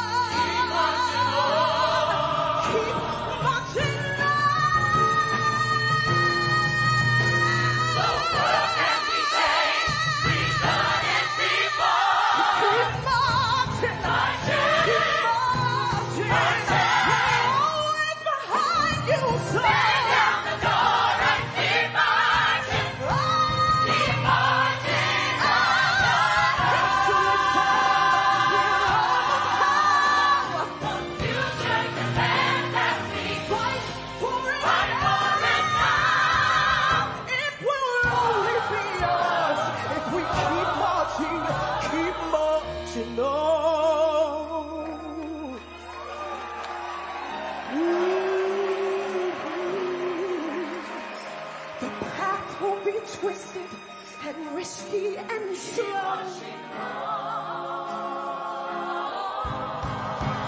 but the world can be changed. We've done it before. So keep marching, marching, marching.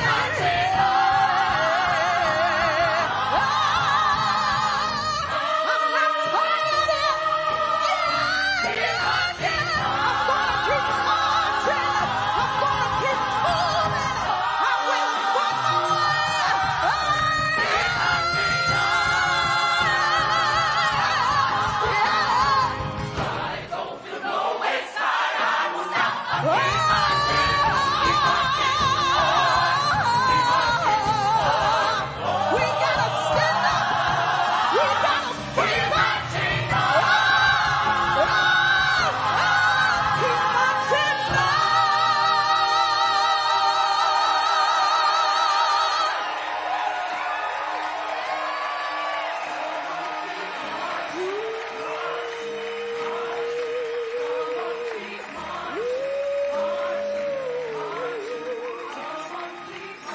gotta keep marching. We gotta keep marching. We will prevail. It's nothing we haven't seen yet. We gotta keep marching. We gotta keep moving. We will prevail.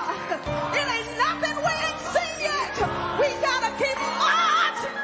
We gotta keep marching.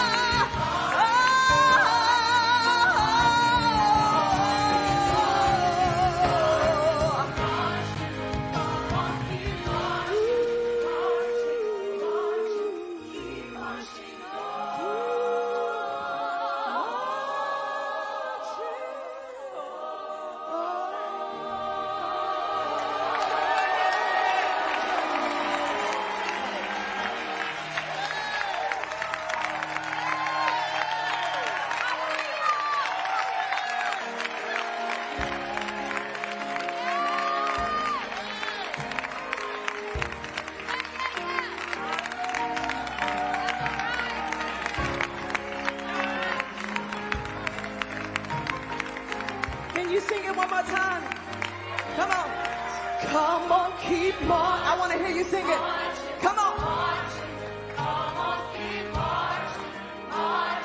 This is what unity looks like. Yeah. This is what perseverance looks like. Yeah.